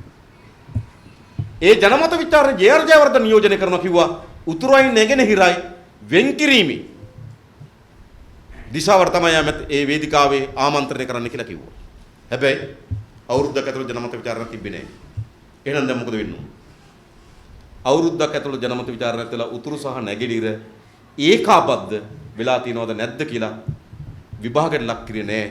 හැබැයි 2006 දක්වාම උතුරු නැගෙනහිර ඒකාබද්ධ වෙලා තිබෙන්නේ මොකක් නිසාද? සෑම වසරකම ජනමත විචාරණය කල් දෙමීමේ ගැසට් නිවේදනයකට අවුරුද්දෙන් අවුරුද්ද කල් දෙමීමේ ගැසට් නිවේදනයකට ජනාධිපතිවරයා අත්සන් කරා. උතුරු නැගෙනහිර 1989 ඉඳන් පළවෙනි අවුරුද්දෙන් පසුව 89 ඉඳන් 2006 දක්වා අවුරුදු 14ක් උතුරු නැගෙනහිර ඒකාබද්ධ වෙලා තිබුණේ විධායක බලය නිසා. මොකද අවුරුද්දක් පාසා ගැසට් නිවේදනයට අත්සන් කරා. ගැසට් නිවේදනයට අත්සන් කරන්න තියෙන්නේ නොවැම්බර් මාස 21. මහින්ද මහතා ජනාධිපතිතුමනි 2005 නොවැම්බර් මාසේ 19 වගේ. හරිද? 21 වෙනිදා චන්ද්‍රිකා මොකක්ද දන්නවද කරලා ගියේ? ඒ ගැසට් එකට අත්සන් කරලා ගියා.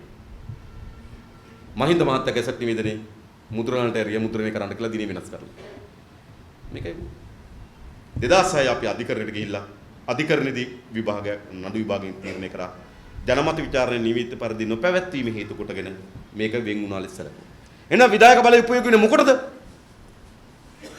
13න් රට බෙදීම වළක්වා ගැනීම දිශාවට නෙවෙයි. ඒගොල්ලෝ කියනවා නම් බෙදෙනවා නම් බෙදීම වළක්වා ගැනීම දිශාවට නෙවෙයි. විධායක බලය උපයෝගුනේ 13 නිර්මාණය කරන්නත් 13 ඇතුලේ උතුරු නැගෙනහිර ඒකාබද්ධ කර ගැනීම දිශාවට තමයි විධායක බලය උපයෝගී වී තිබෙන්නේ. ඒ නිසා විධායක බලයෙන් කවුරු හරි කියනවනේ 13 නිසා දැන් විධායක ජනාධිපතිතුමා අහෝසි කරන්න බෑ කියලා තර්ක දෙකක් තියෙනවා. එකක් මේගොල්ලෝ ජනවරමක් ගත්තේ යුද්ධෙත් 13ක් තියෙන වෙලාවේදී විධායක ජනාධිපතිතුමා වෙනුවෙන් අහෝසි කිරීම වෙනුවෙන් පෙනී හිටපු අය අද යුද්ධෙත් නැති වෙලාවක 13 විතරක් සඳහා ඇයි මේ කියන්නේ? දෙක 13 වෙනි සංශෝධනය ඇති වෙන්නත් උතුරු නැගෙනහිර දීර්ඝ කාලයක් ඒකාබද්ධ කරලා තියන්නත් විධායක ජනාධිපතිතුමා තමයි හේතු වුනේ. ඒ නිසා අපේ රටේ විධායක ජනාධිපතිතුමා නිර්මාණය වීම කවුරු හරි මේ පැත්ත රට බෙදීමේ දිශාව නම් මේ පැත්ත නේද? මේ පැත්ත ඒගොල්ලෝ කියනවා රට බෙදීමේ දිශාව කියලා. රට බෙදීමේ දිශාවට හිත කර වෙලා තියෙනවා. ඊට පස්සේ තර්කයක් කියනවා යුද්ධ අවසන් කරන්න විධායක ජනාධිපතිතුමා හේතු සාධක වුණා කියලා. ඇත්තටම යුද්ධ අවසන් කරන්න නෙවෙයි විධායක ජනාධිපතිතුමා හේතුනේ යුද්ධ ඇති කරන්න. අපේ රටේ බ්‍රිතාන්‍ය අධිරාජ්‍යවාදීන් ගියාට පස්සේ අපි අසමත් වුණා සිංහල දෙමළ මුස්ලිම් සියලු ජනතාවගේ සම අයිතීන් පිළි අරගෙන ශ්‍රී ලාංකීය ජාතිය නිර්මාණය කරන්න අපි අසමත් වුණා. ඒ නිසා දීර්ඝ කාලයක් තිස්සේම පාලකයෝ තමන්ගේ බලය වෙනුවෙනුත් ලබා ගන්න ලද බලය ආරක්ෂාව වෙනුවෙනුත් ජාතිවාදී වැපරුවා. බලය වෙනුවෙන් වැපරුවා, ලබා ගන්න ලද බලය ආරක්ෂාව වෙනුවෙන් මේ ජාතිවාදී වැපරුවා. නිසා අපේ රටේ ජනතාව සම්මිශ්‍රණ වෙනව වෙනුවට එකට ගොඩනගෙනවා වෙනුවට ජනතාව ඈත් වෙන්න පටන් ගත්තා. ඒක හරි. ඒ ඈත් වීම යම් ප්‍රමාණයකට නේද උතුරේ දෙමළ ජාතිවාදී නායකයින් තමන්ගේ බලය වෙනුවෙන් වෙනම රාජ්‍යයක් පිළිබඳ මතයක් එතන ගොඩනගන්න පටන් ගත්තා. හැබැයි ඒක දේශපාලන කතා බහක් විතරයි. ඒකට සන්නද්ධ ස්වරූපයක් උතුරු නැගෙනහිර තරුණ සංවිධාන විසින් නේද වෙනම රාජ්‍ය පිළිබඳ සන්නද්ධ ස්වරූපයක් දුන්නා. ඒකට දිගු ඉතිහාසයක් තියෙන සන්නද්ධ ස්වරූපේ ගොඩනගන. හැබැයි මේ යුද්ධය වර්ධනය වුණේ කොහොමද? 1981 තිබ්බ සංවර සභා මැතිවරණය. සංවර සභා මැතිවරණ කියලා කිව්වේ යාපනයේ දිස්ත්‍රික්කයේ ජනතාවට මේ ජාතික ප්‍රශ්නට උත්තරයකට තමයි සංවර සභාව ගෙනාවේ. 81 සංවර සභාව මෙතන ශ්‍රී ලංකා නිදහස් පක්ෂ වර්ජනය කරා අපි තරඟ කරා. ඒතොර සංවර සභා මැතිවරණයේදී යාපනයේ ජනතාවට තමන්ගේ දිස්ත්‍රික්කයේ සංවර සභාව තෝරාපත් කර ගැනීම සඳහා ප්‍රජාතාන්ත්‍රික අයිතියක් තිබුණා. මේ ප්‍රශ්නටම උත්තරයක් ලෙස තමයි දිස්ත්‍රික් සංවර සභාව ගෙනාවේ. හැබැයි මොකද කරේ? ඒ ජනතාවට සාධාරණ ලෙස තමන්ගේ නියෝජිතයන් තෝරාපත් කර ගැනීම සඳහා ප්‍රජාතාන්ත්‍රික අයිතිය දුන්නේ නැහැ. ඒ කාලේ පන්නල පොලිසිය තමයි යාපන දිස්ත්‍රික්කයේ ඡන්ද පෙට්ටි පිරෙව්වේ. මෙතන කොමසාස්තුමාගේ වාර්තාවේ තියෙනවා තාමත් ඡන්ද පෙට්ටි 3ක් නැහැ කියලා. ඡන්ද පෙට්ටිත් නැහැ. හරිද? එතන 1981 ඒ යාපනයේ සංවර සභා මැතිවරණයේදී තමයි ගාමිණී දිසානායකලා ගාමිණී ලොකුගේ ගාමිණී ජයවික්‍රමලා මේ යාපනයට ගිහලා යාපනයේ පුස්තකාලය ගිනි තිබ්බා. ද පුස්තකාලයක් ගත්තාම යාපනයේ දෙමළ ජනතාවගේ පුස්තකාලය ඇවිල්ලා ඒක නිකන් පොත් කියවන තැනකට වඩා යන අධ්‍යාත්මික බැඳීමක් තිබුණා ඒකට.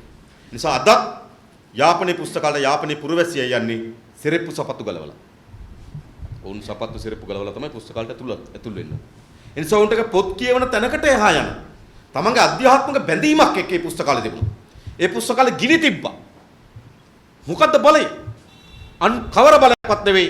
ඒ විධායක බලයේ තිබුණු අධිකාරී අධිපතිවාදී බලය තමයි 81 සංවර සභා මැතිවරණේ යාපනයේ ජනතාවට ප්‍රජාතාන්ත්‍රික අයිතිය දෙනව වෙනුවට ඒක උදුරා ගන්න ඉවහල් වුණා. 1983 කළු ජූලිය නිර්මාණය වෙනවා. 1983 කළු ජූලිය නිර්මාණය වෙන්නේ මොකටද? වර්ධනය වීම ආපු තත්වයේ ජේ.ආර්. ජයවර්ධන දැනගත්තා මේ ගොඩනැගීමෙන් එන තත්වය තමන්ගේ පැවැත්ම ඉතාමත් තීරණාත්මක අභියෝගයට ලක් කරනවා. ප්‍රජාතන්ත්‍රවාද විනාශ කරමින් තිබෙනවා. ආර්ථිකේ මවපු නේද 1977 විවෘත ආර්ථිකයත් එක්ක මවපු මහා සුන්දර තත්වයේ අවුරුදු 5ක් 6ක් යනකොට කඩා වැටෙමින් තිබුණා. ජනතාවගේ විරෝධය වර්ධනය වෙමින් තිබුණා. ඒ නිසා ජේ.ආර්. ජයවර්ධනගේ පාලනයේ අස්ථාවර භාවයකට ලක් වෙමින් තිබුණා. ජනතා විරෝධයක් කොට නැගෙමින් තිබුණා. ජේ.ආර්. ජයවර්ධන දාවන උන මොකක්ද? ඒ අර්බුදේ වෙන දිශාවකට යොමු කරන්නේ. ඒ අරමුණෙන් තමයි තා සැලසුම් සාගතව 83 කළු ජූලිය නිර්මාණය කළේ. හෙට්ටි වීදියේ ගෙවල් කඩ ගිනි තිබේ. මිනිස්සු ඝාතනය කරේ. මේ කැලණි විශ්වවිද්‍යාලය අපි මෙතන 83 සියන්ත හිටියද? නේ. චන්දනයි ඊට පස්සේ දැන් 83 කළු ජූලිය ගා. ඔතන ඉස්සරහ තියෙන මේ කැලණි විශ්වවිද්‍යාලයේ ඉස්සරහ හිටිය දෙමළ සපත්තු මහන්නේ. ඒ දෙමළ සපත්තු මහන්න. හරිද? ඇවිලෙන ටයර් සෑයට හරිද? අමුවෙන් විසික්කේ. එහෙම මෙරුණා. හරිද? මොකද්ද මේ බලය? මේ බලය ආවේ වෙන මොකකින්වත් නෙමෙයි මේ බලය ආවේ විධායක ජනාධිපතිතුමා රැකවරණය දුන්නා මේවට. ආරක්ෂාව දුන්නා. යාපනයේ පුස්තකාලය ගිනි තැබීම 83 කළු ජූලිය තමයි අර කුඩාවට වර්ධනය වෙමින් තිබුණු උතුරේ සන්නද්ධ ව්‍යාපාරයන්ට මහා දැවැන්ත ජවයක් දුන්නේ. ප්‍රභාකරන්ට මරාගෙන මරන බෝම්බකරුවන් නිර්මාණය කරේ ඒක. මොකද තමන්ගේ ජීවිතය මරාගෙන මැරීම සඳහා යෙදවීම කියන එක සාමාන්‍ය කරන්න පුළුවන් එකක් නෙවෙයි. ඒතර ප්‍රභාකරන්ට මරාගෙන මරන බෝම්බකරුවන් නිර්මාණය කරේ විධායක බලය. ඒ නිසා යුද්ධ ඇති කරා නෙවෙයි යුද්ධ වර්ධනය කරා. මේ විධායක බලය. 1989 දී ආර් ප්‍රේමදාස එල්.ටී.ටී. සංවිධානයට අවියායුධ සහ මුදල් දුන්නා. පාර්ලිමේන්තුවේ ගෙවුවේ කැබිනට් මණ්ඩලයෙන් ගෙවුවේ විධායක බලය අවියායුධ සහ මුදල් දුන්නා. 2005 දී ඡන්දෙට කලිනුත් මහින්ද මහත්තයා දුන්නා ඡන්දෙන් පස්සෙත් දුන්නා. සීපිත සූර්යාරච්චි පැහැදිලිව එයා මිය යන්න පෙර පාර්ලිමේන්තුවේ කර ප්‍රකාශයක් තිබුණා ඡන්දෙට පෙර සල්ලි දීපු විදියත් ඡන්දෙන් පස්සේ සල්ලි දීපු විදියත්. ඡන්දෙන් පස්සේ ඡන්දෙට පෙර සල්ලි දුන්නේ එයාගේ ඡන්ද ව්‍යාපාරට හම්බෙච්ච සල්ලි. ඡන්දෙන් පස්සේ සල්ලි දුන්නේ භාණ්ඩාගාරේ සල්ලි. කාගෙන්ද ඇහුවේ? පාර්ලිමේන්තුවේ ගෙවුනේ, කැබිනට් මණ්ඩලයෙන් ගෙවුනේ විවිධ ව්‍යාපෘති හරහා සල්ලි ටික පාස් කරා ඉතිරි සංවිධානය. ඒ නිසා යුද්ධ නිමා කරන්න නෙවෙයි. යුද්ධ වර්ධනය කිරීම සඳහා මේ විධායක බලය හේතු සාධක වී තිබෙනවා. දැන් අපේ නීතිඥ මහත්මයාත් කිව්වා යුද්ධය අවසන් කරන්න විධායක බලය තීරණාත්මක ලෙස බලපෑමක් කරා නම් ඇයි පස්වෙනි විධායක ජනාධිපතිවරයා දක්වා හිටියේ? ඊට කලින් ජේ.ආර්. ජයවර්ධන මහත්තයා හිටියේ 83 පොඩි යුද්ධය කුඩා වර්ධනයක් තියෙන වෙලාවේ ප්‍රේමදාස මහත්මයා හිටියා. නේද? චන්ද්‍රිකා මැතිණිය හිටියා. ඩී.බී. විජිතුංග මහත්මයා හිටියා. නේද? ඇයි පස්වෙනි ජනාධිපතිවරයා එනකම් අවුස් කරන්න බැරි වුණේ? ඉතින් විධායක බලය නෙවෙයි යුද්ධය අවසන් කිරීම සඳහා ප්‍රධාන හේතු සාධකුනේ නේද? විධායක බලය යුද්ධ වර්ධනය කිරීම සඳහා හේතු සාධක. ඒ නිසා අපේ රටේ ප්‍රජාතාන්ත්‍රික අයිතීන් ශක්තිමත් නොකරන ප්‍රමාණයට ඕනෑම වර්ගයේ ගැටුම් නිර්මාණය වීමේ ඉඩකඩ තිබෙනවා. ඒ නිසා විධායක ජනාධිපතිවරේ යුද්ධය අවසන් කිරීම සඳහා හේතු සාධක වුණායයි කියන තර්කය වැරදි. ඊළඟ එකක් ගෙනවා මේ රනිල්ට බලය දීම සඳහා ධර්ම ප්‍රයත්නයක් මේ ජනතාව විමුක්ති පෙරමුණ. එහෙම තර්කයක් තියෙනවා. මේ හදන්නේ මෛත්‍රී අතේ තියෙන බලය මේ රනිල්ට අරන් දෙන්න. සම්පූර්ණ වැරදි. මේ ව්‍යවස්ථා සංශෝධන ක්‍රියාත්මක වෙන්නේ මේ ජනාධිපතිවරයාගේ දූර කාලයෙන් පස්සේ. ඒ කියන්නේ මේ ජනාධිපතිවරයාගේ දූර කාලය අවසන් වෙනවා 2020 ජනවාරි මාසේ 9 වෙනිදා. તો 2020 ජනවාරි මාසේ 9 වෙනිදාකින් පස්සේ තමයි මේ විධායක ජනාධිපති ධූරය මේ 20 වෙනි සංශෝධනයට යටත් ජනාධිපතිවරයෙක් සහ අග්‍රාමාත්‍යවරයෙක් බිහි වෙන්නේ. අපි එකක් පිළිගන්නවා. 2020 ජනවාරි මාසේ 9 වෙනිදාගෙන් පස්සේ අගමැතිවරයාට අතිරේක බලයන් ලැබෙනවා. ඒක හරියි. ඒ කියන්නේ මේ අපේ මේ විධායක ජනාධිපති අවශ්‍ය කිරීමේ ඔහු සතු තියෙන බලය යම් ප්‍රමාණයක් විධායක ජනාධිපතිවරයා සතුව තිබෙනවා. තවත් ප්‍රමාණයක් අග්‍රාමාත්‍යවරයාට එනවා. තවත් ප්‍රමාණයක් කැබිනට් මණ්ඩලයට එනවා. තවත් ප්‍රමාණයක් පාර්ලිමේන්තුවට එනවා. තවත් ප්‍රමාණයක් පාර්ලිමේන්තුවෙන් තෝරාපත් කරලා ව්‍යවස්ථා සභාවට එනවා. ඒ නිසා මේ තනි අධිකාරී බලය ආයතන සමූහයකට මේක බෙදමින් යනවා. ඔක තමයි අපේ සංකල්පය. මම පසු බෙදෙන විදිය කියන්නේ. අපේ සංකල්පය ඕක. ඒ නිසා මේ ඉන්න දැන් තියෙන අග්‍රාමාත්‍යවරයාගේ බලයට වඩා අතිරේක බලයක් මේ ව්‍යවස්ථා සංශෝධනයෙන් අගමැතිවරයා අතට එනවා. ඒක හරියි. හැබැයි ඒකේ අගමැති ධූරයට ඉන්නේ. රනිල්ට නෙවෙයි හොඳයි. හැබැයි 2020 ජනවාරි මාසේ 9 වෙනිදා ඉඳන් මේක ක්‍රියාත්මක වෙනකොට මේ පාර්ලිමේන්තුව නම් තිබෙන්නේ මේ සංයුතියම නම් තිබෙන්නේ ජනවාරි මාසේ 9 වෙනිදා ඉඳන් සැප්තැම්බර් මාසේ 2 වෙනිදා දක්වා මේ සංයුතිය නම් තියෙන අගමැති රනිල්. මම කියන්නේ ඒක වෙන එකකින් වෙනස්ුන් නැත්නම් අගමැති රනිල්. අපි ප්‍රාර්ථනා නෙවෙයි හොඳයි. තවවත් වෙන විදිහට අර්ථකථනයකට සමම් මේ කියන්නේ. හරිද? මේ සංයුතියම නම් මෙහෙම නම් තියෙන අගමැති රනිල් 9 ඉඳන් දෙසැම්බර් වෙනකන් මේ සැප්තැම්බර් වෙනකන් මාස 9ක්. ඒතර මේ මාස 9 දී අතිරේක බලයක් එනවා. ඒක හරියි. ඒ නිසා අපි මේ සංශෝධනට ඇතුළත් කරලා තිබෙනවා. 20 වෙනි සංශෝධන ක්‍රියාත්මක වෙනවා. කවදා ජනවාරි මාසේ 9 මාසයක් ඇතුළත පාර්ලිමේන්තුව විසිරු ඇරින්නවා. මේ නව සංශෝධන යටතේ නවාග්‍රාමාත්‍යවරයාට ලැබෙන බලය නවාග්‍රාමාත්‍යවරයෙක්ම පාර්ලිමේන්තුව විසින් තෝරාපත් කරගන්න ඕන. ජනතාව පාර්ලිමේන්තුව තෝරගන්න ඕන. ඒ නිසා 20 වෙනි සංශෝධන යටතේ අගමැතිවරයාට ලැබෙන බලය ලැබෙන්නේ රනිල්ට නෙවෙයි. ඒ 20 වෙනි සංශෝධන ක්‍රියාත්මක වුණාට පස්සේ පාර්ලිමේන්තුව විසිරුව හැර ඒ පාර්ලිමේන්තුව විසින් තෝරාපත් කරගන්න නව අගමැතිවරයෙකුට තමයි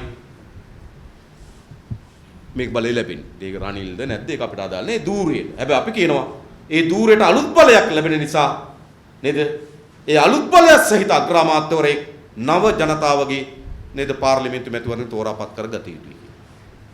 ඒ වගේ මේ අග්‍රාමාත්‍යවරයා කොහොමද තේරෙන්නේ? අග්‍රාමාත්‍යවරයා තේරෙන්නත් අපි ක්‍රමවේදයක් හඳුන්වා දීලා තිබෙනවා. එකක් තමයි ඕනනම් දේශපාලන පක්ෂයකට පුළුවන් ඡන්දයට ඉදිරිපත් වෙනකොට නාම යෝජනා පත්‍රය සටහන් කරන්න අපි දිනුවොත් අපේ අගමැතිවරයා මෙයා කියලා. ඕනනම් නම් නොකර ඉන්නත් පුළුවන්. නම් නොකර ඉන්න ඔය සමහර පක්ෂ තියෙනවනේ එක පැත්තක තව පක්ෂයකට එකතු වෙලා තරඟ වදිනවා. තව පැත්තක තමන් වෙනම තරඟ වදිනවා.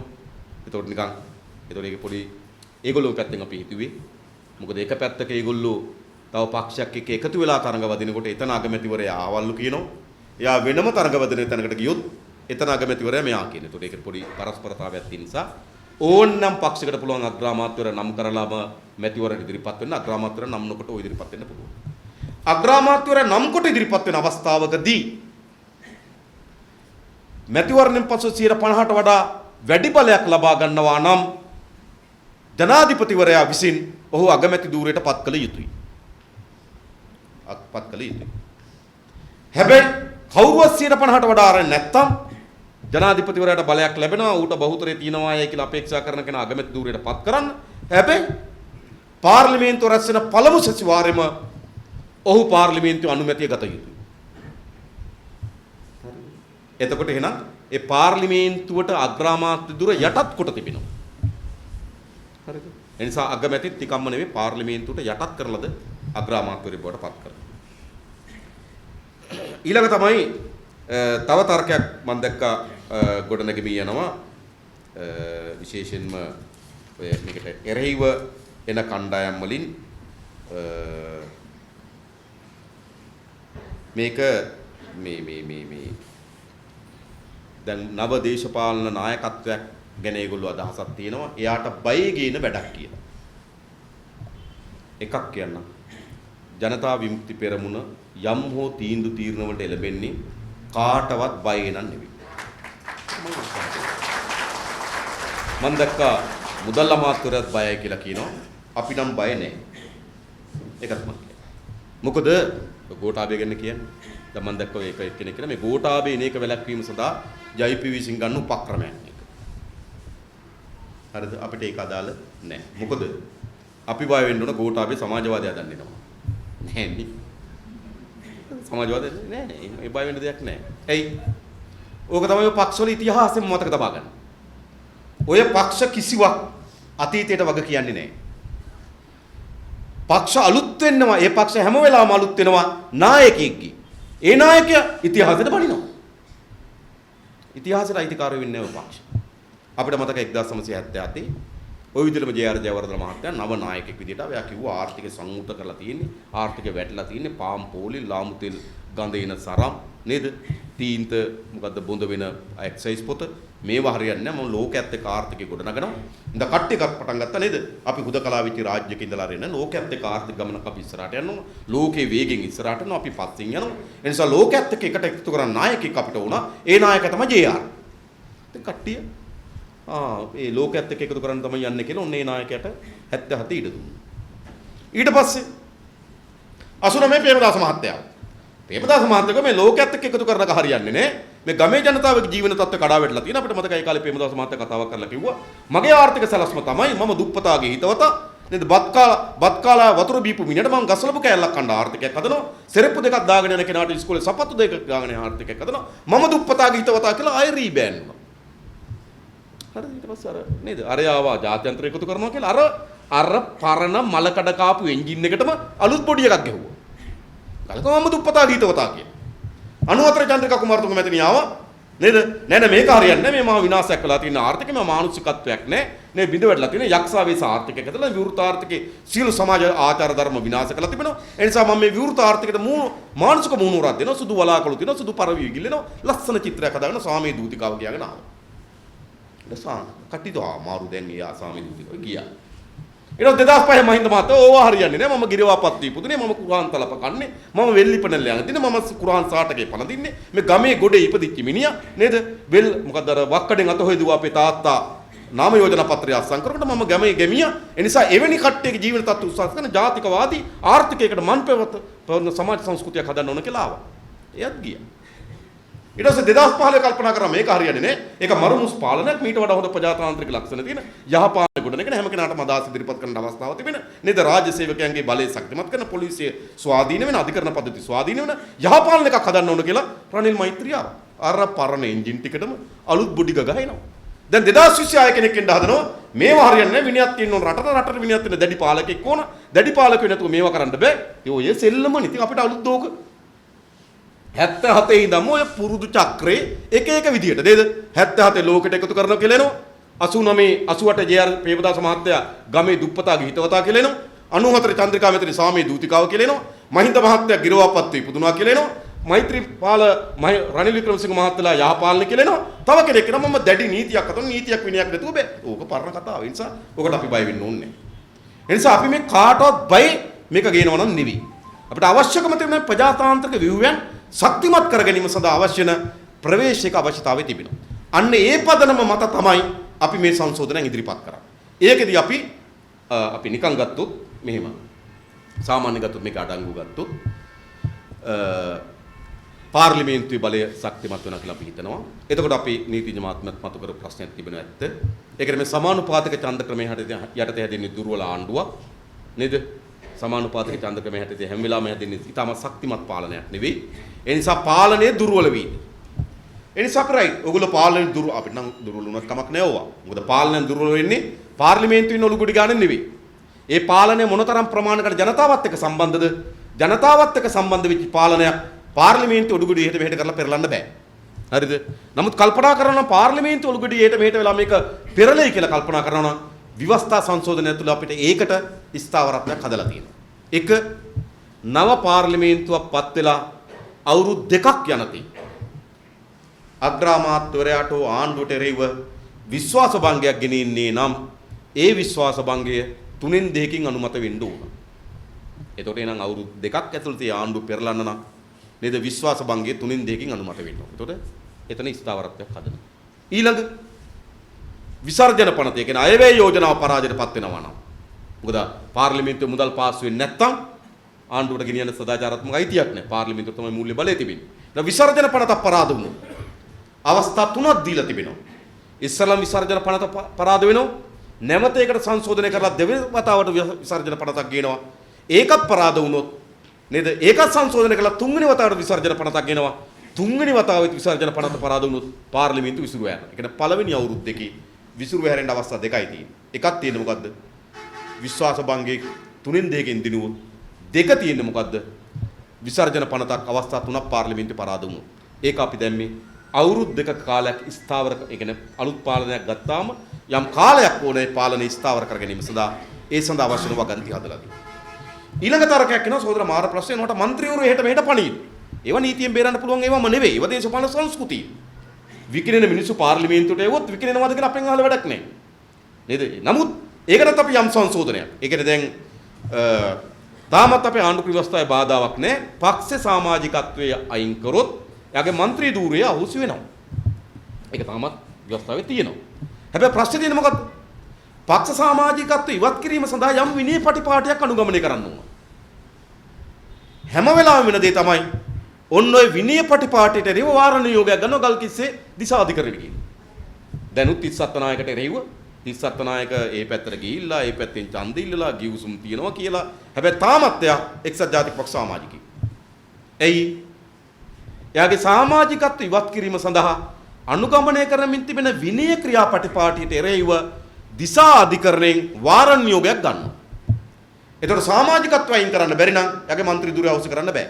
පයිනායගේ മന്ത്രി ධුරය ගොඩක් රැකිලා තිබෙන්නේ විනය ක්‍රියාපටිපාටියට වාරණ නියෝගයක් ගැනීම මත. ඒ නිසා අපි මේ සංශෝධනට ඇතුළත් කරලා තිබෙනවා යම් පක්ෂයක් තමන්ගේ ව්‍යවස්ථාවට අනුව ගෙන යනු ලබන විනය පටිපාටිය අත්හිටුවීම සඳහා කිසිදු අධිකරණයකට බලයක් නැහැ. ඒ පක්ෂයට ව්‍යවස්ථාවට අනුව විනය පටිපාටි අනුගමනය කරන්න පුළුවන්.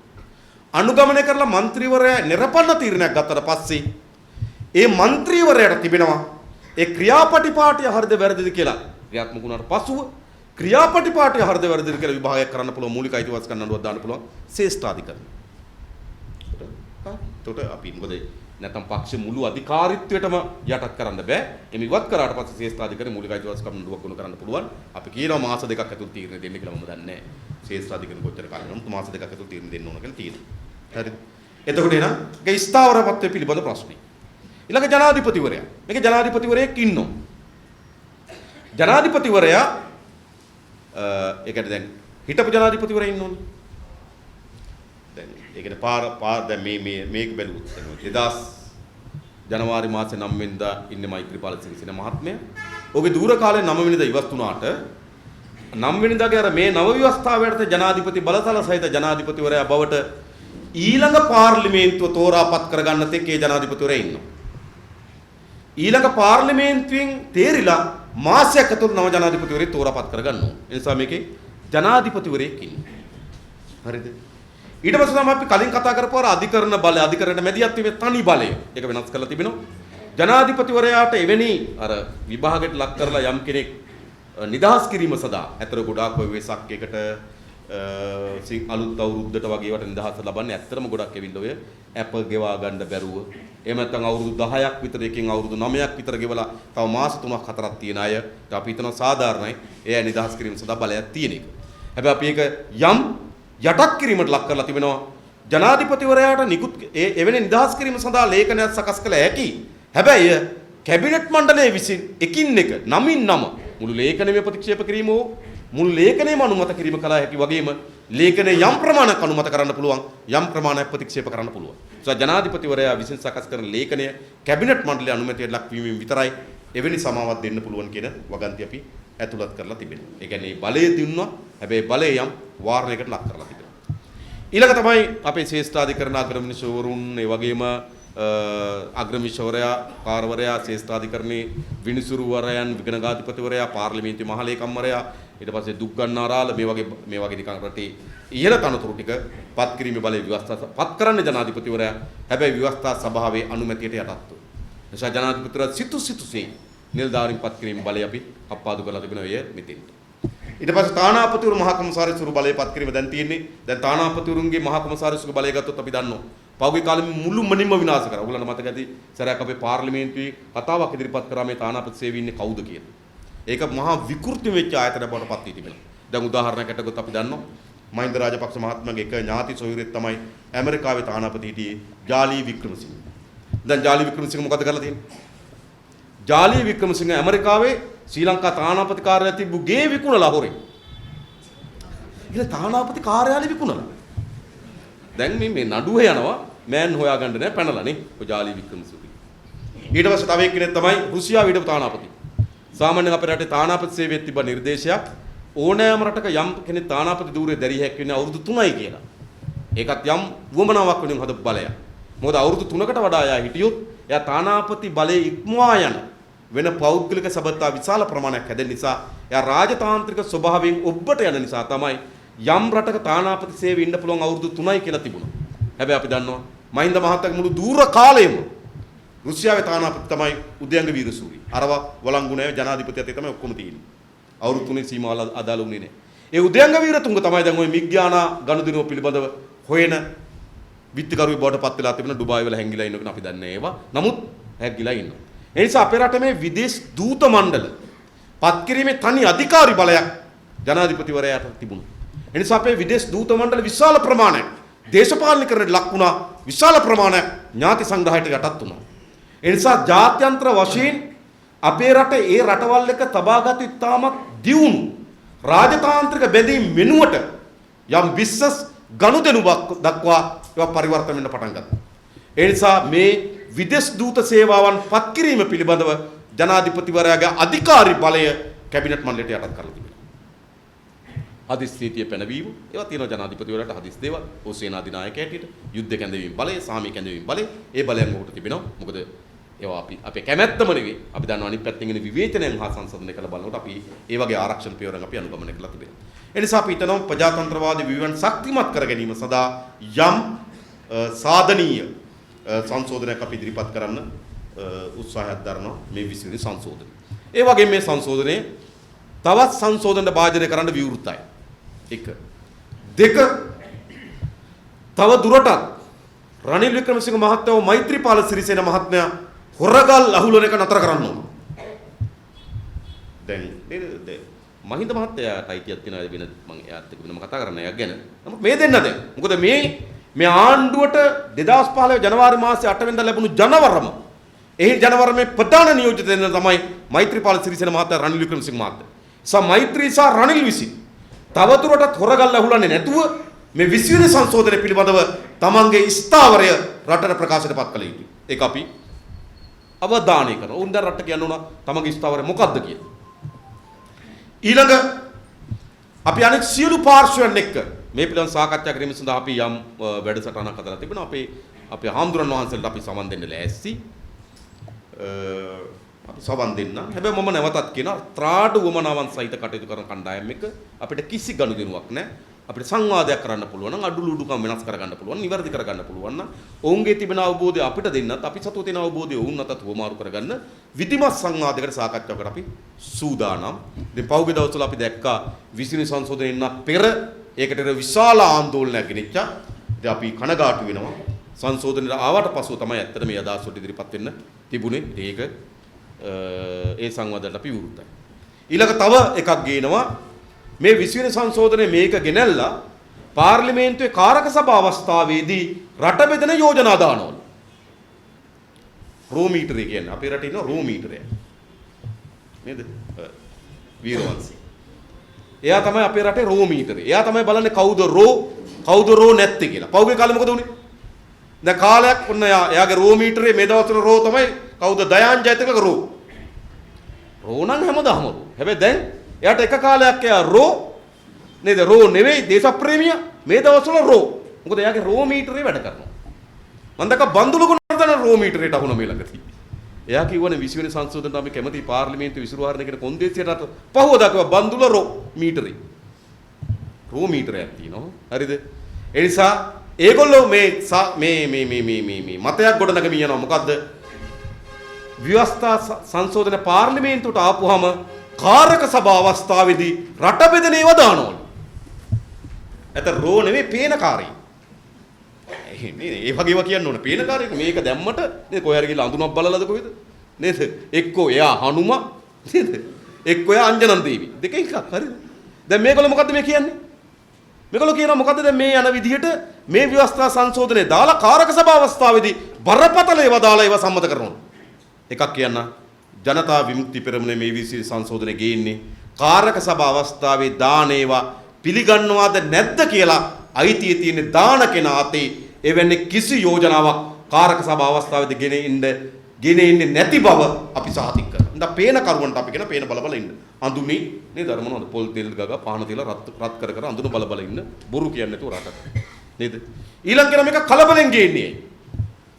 එයි මේ හදිසි කලබලයක් ජීවිතේ. නෑ කලබලයක් නෑ. ඇත්තටම අපේ සාන්ත ජයවර්ධන මැතිතුමත් කිව්වා අපි එකඟයි. අපේ රට ව්‍යවස්ථාව තවත් පුළුල් වෙන්න ඕනකම තිබෙනවා. 1978 වැදගත්ම පරිච්ඡේදයක් මේ ඔක්කොම අලකලංචි ඇස්සේ මූලික අයිතිවාසිකම් පිළිබඳව පරිච්ඡේදයක් ඇතුළත් වුණා. ඇතර ඒ වගේම අපේ නව ව්‍යවස්ථාවේ අපි සාකච්ඡා කරමින් තියෙන මූලික අයිතියක් හැටියට තමන්ගේ සමාජ ජීවිතය පිළිබඳ අයිතියක් ඇතුළත් වෙන්න ඕන කියලා සංවාදයක්.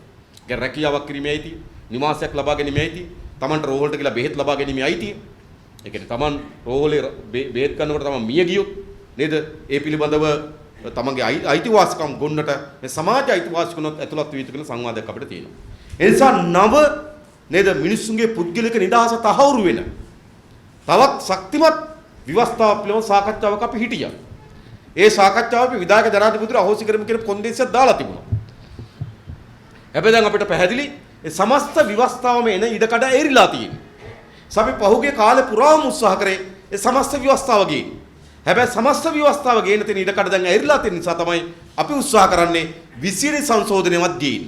මේ විධායක ජනාධිපතිතුමා අහෝසි කිරීමේ කොටසවත් ගේන්න. ඒ නිසා මේක කලබලයක් නෙවෙයි ඇත්ත ගත්තොත් පමාවක් තියෙන්නේ. එනිසා අපිට එම කලබලයකින් ගේන එකක් නෙවෙයි. ඊළඟ තමයි මේක සම්මත කරගන්න. ඒකටත් එකඟයි. ඒ කියන්නේ මේ හැම ආණ්ඩුක්‍රම ව්‍යවස්ථා සංශෝධනයක්ම ගෙනීමේදී ඒ යම් බලවමනාවක දේශපාලන පෙළ ගැස්මක් එක ගැට ගැහිලා තිබුණා. දේශපාලන පෙළ ගැස්මක බලවමනාවක් තියෙනවා. හැම සංශෝධනයක්ම මේ. හැබැයි මේ හැම බලවමනාවක්ම එන වෙලාවේදී එය පාලනය හොබව කෙනා ශක්තිමත් භාවයේ ඉන්නවනම් ප්‍රජාතන්ත්‍රවාදයට අහිතකර ප්‍රතිසංස්කරණ ඇවිල්ලා තිනවා. පාලන බලය දුර්වලයි නම් ප්‍රජාතන්ත්‍රවාදයට හිතකර ව්‍යවස්ථා සංශෝධනය ඇවිල්ලා තිබෙනවා.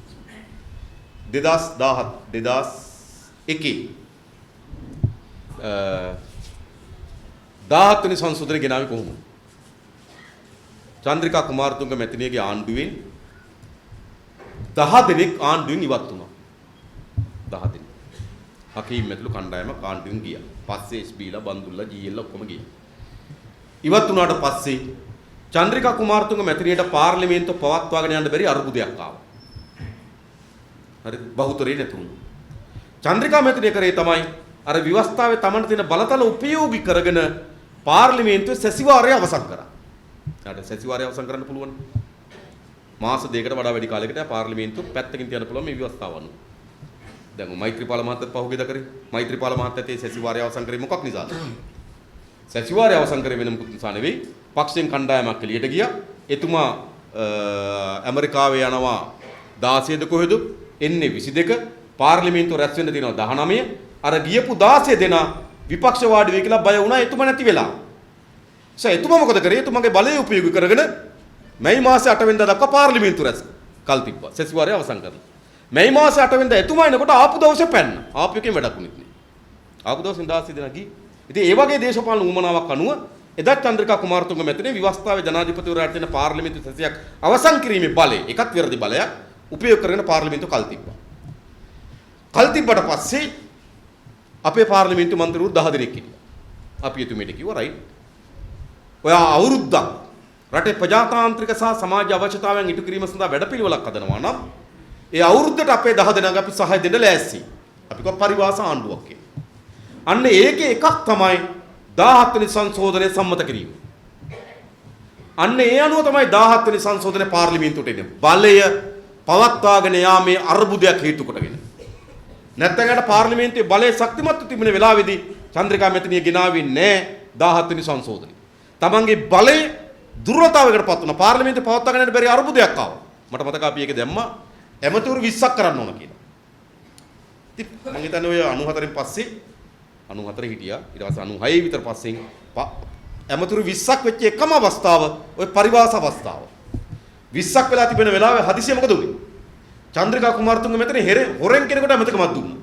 විජේපාල මෙන්ඩිස් නේද කාර්යභාරයක් නොමැති ඇමති කියලා දැම්මා. 21 වුණා. අපි ටිකක් රණ්ඩුව පටන් ගත්තා. ඊට පස්සේ මංගල තමන්ගේ ඇමතිකමෙන් අයින් වුණා. අයින් වෙලා ආයෙ 20 කරා. හරිද? එහෙම ඒ ඔක්කොම වෙන්නේ මොකක් මොකද මේ? ඒ ඔක්කොම වෙන්නේ බලයේ අර්බුදයකට ගියා. බලයේ අර්බුදයකට යාමේ ප්‍රතිඵලය තමයි 17 වෙනි සංශෝධනය. 19 වෙනි සංශෝධනයත් එක තමයි මම පිළිගන්නේ. 19 වෙනි සංශෝධනයත් අපේ පාර්ලිමේන්තුවේ සම්මත වෙන්නේ මොකක් නිසාද? රනිල් වික්‍රමසිංහ අතේ ජනාධිපතිකමක් තිබිලා පාර්ලිමේන්තු බලයක් තිබ්බනම් 19 ඉන්නේ නැහැ. හැබැයි රනිල් අතේ පාර්ලිමේන්තු බලය තිබ්බා ජනාධිපති බලය වෙන අතේ කෙනෙක් අතේ. මෛත්‍රී අතේ ජනාධිපති බලය තිබ්බා පාර්ලිමේන්තු බලය වෙන කෙනෙක් අතේ. මෛත්‍රී අතේ ජනාධිපති බලයක් තිබිලා පාර්ලිමේන්තු බලයක් තිබ්බනම් 19 ඉන්නේ නැහැ. දැන් 19 වෙනි සංශෝධනයේ එන්නෙම මේ බල කේන්ද්‍ර දෙකක්. ජනාධිපති බලය මෛත්‍රීපාල මහත්මයා ගාව පාර්ලිමේන්තුවේ බලය රනිල් වික්‍රමසිංහ ගාව. මේ බල කේන්ද්‍ර දෙකේ ගැටුම තමයි 19. ඒ නිසා 19 ඇතුලේ ඒ බල කේන්ද්‍රයේ බල උවමනාවන් තියෙනවා. ඒක ඇත්ත. ප්‍රතික්ෂේප කරන්න ඒ බල උවමනාවන් තියෙනවා. ඒ නිසා තමයි ජනාධිපතිවරයාට අග්‍රාමාත්‍යවරු ඉවත් කරගන්න බෑ කියලා එකක් තියෙන්නේ. ඒ බල උවමනාව විතර තියෙන්නේ. හැබැයි ඒ 19 වෙනි සංශෝධනයේ යම් වැදගත් ප්‍රජාතාන්ත්‍රික ප්‍රතිසංස්කරණ ආවේ එදා ඒ බල අස්ථාවරත්වයේ ස්වභාවය. එතන බලය ස්ථාවර වෙලා තිබ්බනම් මේකේ ඉන්නේ නැහැ. පාර්ලිමේන්තු බලය රනිල් ගාව තිබුණා. ජනාධිපති බලයත් එයා ගාව තිබ්බනම් ජනාධිපති බලය මෛත්‍රී ගාව තිබුණා. පාර්ලිමේන්තු බලයත් එයා ගාව තිබ්බනම් 19 ඉන්නේ නැහැ. ඒ නිසා බල ගැටුමේ ප්‍රතිඵලයක් තමයි 19. ඒ නිසා 19 ඇතුලේ ඒ බල ගැටුමේ ස්වරූපය යම් ප්‍රමාණයකට නියෝජනය වෙනවා. මොකද ඒක යහපත් නේද අර නිකන් එහෙම නෑ. ඒ බලුවමනාවන්ගේ ගැටුමේ ප්‍රතිඵලයක්ම තමයි 19. එසේ බල ගැනීමේ බලුවමනාවේ ගැටුමේ ස්වරූපය 19 තුලේ තියෙනවා. හැබැයි ශක්තිමත් වෙච්ච වෙලාවෙ මොකද උනේ? ඒ දුර්වල වෙච්ච වෙලාවෙ ශක්තිමත් වෙච්ච වෙලාවක් තිබුණා. 2010 පාර්ලිමේන්තු මැතිවරණදී මහින්ද රාජපක්ෂ මහත්තයා පාර්ලිමේන්තු 142ක් ආවා. පළවෙනි වතාවට මේ සමානුපාතික ඡන්ද ක්‍රමයට 142ක් ගත්තා. පේවදාස ගත්ත 125. ඊට පස්සේ තව 20 දෙනෙක් එකතු කරගත්තා. පාර්ලිමේන්තු 162ක් හැදුනා. හරිද? සාමාන්‍ය පාර්ලිමේන්තුවේ දකුණු අත පැත්තේ වාඩි වෙන්නේ ආණ්ඩුවේ කට්ටිය, වම් අත පැත්තේ වාඩි වෙන්නේ විපක්ෂ කට්ටිය. 162ක් කියන්නේ දකුණු අත පැත්තේ ඉඩමදි වුණා. හරිද? එතකොට අපි පාර්ලිමේන්තුවේ ඉඳගත්තාම ඉස්සරහත් ආණ්ඩුව පස්සෙත් ආණ්ඩුව. එයි අර පැත්තේ ඇවිල්ලා පිටිපස්සෙන් වාඩි වෙලා. ඒ තරම් බලයක් තිබ්බා පාර්ලිමේන්තුවේ. 162ක්. සුවිශේෂ බලයක් තිබුණා. හැබැයි ඒ අතිශය බහුතර බලය උපයෝග කරගත්තේ මොකටද? ප්‍රජාතන්ත්‍රවාදී අකුලන 18 වෙනි සංශෝධනය වෙනුවෙන්. ඒ නිසා හැම වෙලාවෙම මේ කණ්ඩායම් වල බලයේ ශක්තිමත් වෙන හැම වෙලාවකම ප්‍රජාතන්ත්‍රවාදී අකුලන දිශාවට පියවර තිබ්බා. බලයේ දුර්වල වෙන හැම වෙලාවකම හැකියාවක් ලැබුණා ප්‍රජාතාන්ත්‍රික ප්‍රතිසංස්කරණ ගන්න. අපි ඒ අවස්ථාව උපයෝග කරගන්න. දැන් බලයේ යම් අවිනිශ්චිත ස්වභාවයක් පැන නැගිලා තිබෙනවා. අවිනිශ්චිත ස්වභාවයක් පැන නැගිලා තිබෙනවා. මම පිළිගන්නවා. එක්සත් ජාතික පක්ෂ රනිල් වික්‍රමසිංහ මහත්මයා අදන්නේ උඹෙකට එකඟද නැද්ද කියලා. ඒක අපි බලමු ඊළඟ ප්‍රතිචාර. නමුත් එක්සත් ජාතික පක්ෂයේ පෞද්ගලික පක්ෂ සමුළු දෙකකදී විධායක ජනාධිපති අහෝසු කිරීම පිළිබඳ යෝජනාව සම්මත කරගෙන තිබෙනවා. ජනවරමේදී ඔහුට විධායක ජනාධිපතිතුමා අහෝසු කිරීම පිළිබඳව වරමක් ලැබිලා තිබෙනවා. හැබැයි රනිල් වික්‍රමසිංහ මේකට එකඟ වුණොත් එකඟ වෙන්නේ ඔහුට පුටුවේ වාඩි වෙන්න බෑ කියන සංඥාව આવොත් විතර තමයි. ඔහුට පුටුවේ වාඩි වෙන්න පුළුවන් නම් මේකට එකඟ වෙන්නේ නැහැ. අපි දන්නවා. හැබැයි දැන් ඉතා හොඳ තත්ත්වයක් තියෙනවා. පෙබරවාරි මාසේ 10 වෙනිදා පළාත් පාලන මැතිවරණයෙන් පෙන්눔 කරලා තිබෙනවා රනිල් වික්‍රමසිංහට මේ ওই පුටුවේ වාඩි වෙන්න බැරි බව. ඒක අපි කියන්නේ ඒක හිතන්න දැන් කමක් නැහැ. උලගේ අපි එයාගේ ඒක හොඳද නරකද ඒක වෙනම. නමුත් අපි ප්‍රතිඵලයට අපි එකඟයි. නේද? ඒ අරහා මම කියන්නේ 10 ප්‍රතිඵල ගැන මම කියන්නේ. ඒ අරහා දැන් ඇති වී තිබෙන තත්ත්වය හොඳයි. යට වාඩි වෙන්න බෑ. මෛත්‍රීපාල සිරිසේන මහත්තයත් පහුගිය කාලේ පුරාවටම උත්සාහ කරේ නැවත ජනාධිපති වෙන්න. පහුගිය අවුරුදු 3මාරම මෛත්‍රීපාල සිරිසේන සහ රනිල් වික්‍රමසිංහ මහත්තයා අතර තිබුණේ බල ගැටුමක්. එළිය අදාළ වුණේ නැහැ. ඊළඟ සැරේ ජනාධිපති පුටුවේ වාඩි වීම සඳහා තමයි පොරයක් තිබුණා. හැබැයි පෙබරවාරි මාසේ 10 වෙනිදා ප්‍රතිඵලයෙන් පෙන්눔 කරලා තිබෙනවා රනිල්ට මේ පුටුවේ වාඩි වෙන්නත් බෑ. මෛත්‍රීට මේ පුටුවේ වාඩි වෙන්නත් බැරි බව ඔප්පු කරලා තිබෙනවා. ඉතින් ඒකත් මේකට ඒ දේශපාලන තත්ත්වෙ මේකට බහල් වේවි. ඊළඟ මහින්ද රාජපක්ෂ මහත්මයා නීතිමය හිරවිල්ලක ඉන්නවා. නේද? මම දැක්ක දලදා මාලිගාව විස්තරද කිව්වා මමත් පුද්ගලිකව කැමති මේක අහෝසි කරන්න කියලා. ස්තුතිවන්ත වෙන්න ඕන. කමක් නැහැ. නේද? පුද්ගලිකව කැමති කිව්වා. එයි 19 වෙනි සංශෝධනයෙන් එයාට බාධාවක් හැදලා තිබෙනවා ජනාධිපති ඡන්දෙට ඉල්ලන්න බැරි වෙන්නේ. නේද? එහෙනම් එයාට රටේ නායකත්වය ගන්න නම් නේද? ජනාධිපති ලෙස එයාට නායකත්වය ගන්නවට වඩා එයාට ඉඩ තියෙන්නේ මොකද්ද? අගමැති ලෙස නායකත්වය ගන්න. ඒ නිසා ඒ බල උවමනාව වෙනුවෙන් හරි එයා එකඟ වෙන්න ඉඩ තියෙනවා. අපි දන්නේ නේද? ඒ කියන්නේ මේ ඇති වී තිබෙන බල ස්වභාවය තමයි. නැත්නම් මේකේ පළවෙනි කඩයිම කොහෙද තියෙන්නේ? මේකේ පළවෙනි කඩයිම පාර්ලිමේන්තුවේ 3-2ක් ඕන. අපි ඉන්නේ 6යි. ඉතින් හරි නිකන් මොළුවේ මොකක් හරි නේද? නිකන් 6ක් ඉඳගෙන නේද? 3-2ක් ගන්න පනතක් දාන්න. නෑ අපි කල්පනා කරත් මේ බල ස්වභාවයම තමයි. මේ ඇති වී තිබෙන බල ගැටුම, බල දුර්වලතාවයන්, තමගේ දේශපාලන අරමුණු වල තියෙන බාධාවන් මේ සියල්ල තමයි අපි සැලකිලි කරේ. මේක තමයි විශ්ස ගේන්න පුළුවන් හොඳම අවස්ථාව කියලා. හරිද? මම කමක් නැහැ. ඒගොල්ලෝ කවුරුත් මොන පාරෙන් ආවත් Tamanට වාඩි වෙන්න බැරි නිසා එන පාර, Tamanට අවස්ථාව නැති වෙන නිසා එන පාර නේද? මොන පාරෙන් ආවත් මේ විධායක ජනාධිපති අහෝසි කිරීම සඳහා ඇති වී තියෙන ඉඩ ප්‍රස්තාව අපි උපයෝග කරගන්න උත්සාහ කරනවා. ඒක තමයි අපේ උත්සාහය තිබෙන්නේ මේක අහෝසි කරගන්න. මොකද නැත්නම් අපි 6යි ඉන්නේ පාර්ලිමේන්තුවේ 3-2ක් ඕනකම තියෙනවා. ඒතර මේකට එරෙහි කණ්ඩායමල දේශපාලන උවමනාවක් තියෙනවා. මම කියන්නේ මේ වෙන මොකුත් නෙවෙයි. දැන් මම නැවත මේ ගෝඨාභය නම කියනවා. ගෝඨාභය මොකද අපිට අදාළ නැහැ. නමුත් මම කියන්නම්. ගෝඨාභය කේන්ද්‍ර කරගත්තු බල කඳවුරක් තියෙනවා. හරිද? ඒතර මේ බල කඳවුරේ න්‍යාය පත්‍රය සකස් වෙලා තිබෙන්නේ ගෝඨාභය ජනාධිපති වර්ණයක් ඉලක්ක කරගෙන.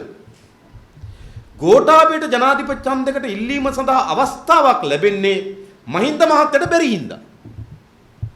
මහින්දට පුළුවන් වුණොත් දෙන්නේ නැහැ. ඒක දන්නවනේ. හරිද?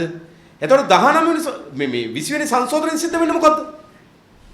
ජනාධිපති ක්‍රමය අහෝසි වෙනවා, අගමැති නායකත්වයට එනවා. හැබැයි අගමැති වෙන්න මහින්දට පුළුවන්. එතකොට මොකද වෙන්නේ? එතකොට ගෝඨට අවස්ථාව නැතු වෙනවා. පවුලේ ප්‍රශ්නේ. වෙන මොකද නේ? අපිට එයාට කියන්න පුළුවන් මේ නේද? ගෝඨාභය රාජපක්ෂට ජනාධිපති වෙන්න පුළුවන්කම මේ කියන්නේ ජනාධිපති ඡන්දෙට ඉල්ලන්න පුළුවන්කම ලැබෙන්නේ අයියට බැරි හින්දා. එතකොට විධායක ජනාධිපතිට අහෝසුනම අගමැතිකම එනවා. අගමැති වෙන්න බැරි, අගමැතිකමට ඉල්ලන්න බැරි අයියට පුළුවන් ඉන්න. එකතු වෙච්ච කණ්ඩායම කල්පනා කරනවා මොකද්ද?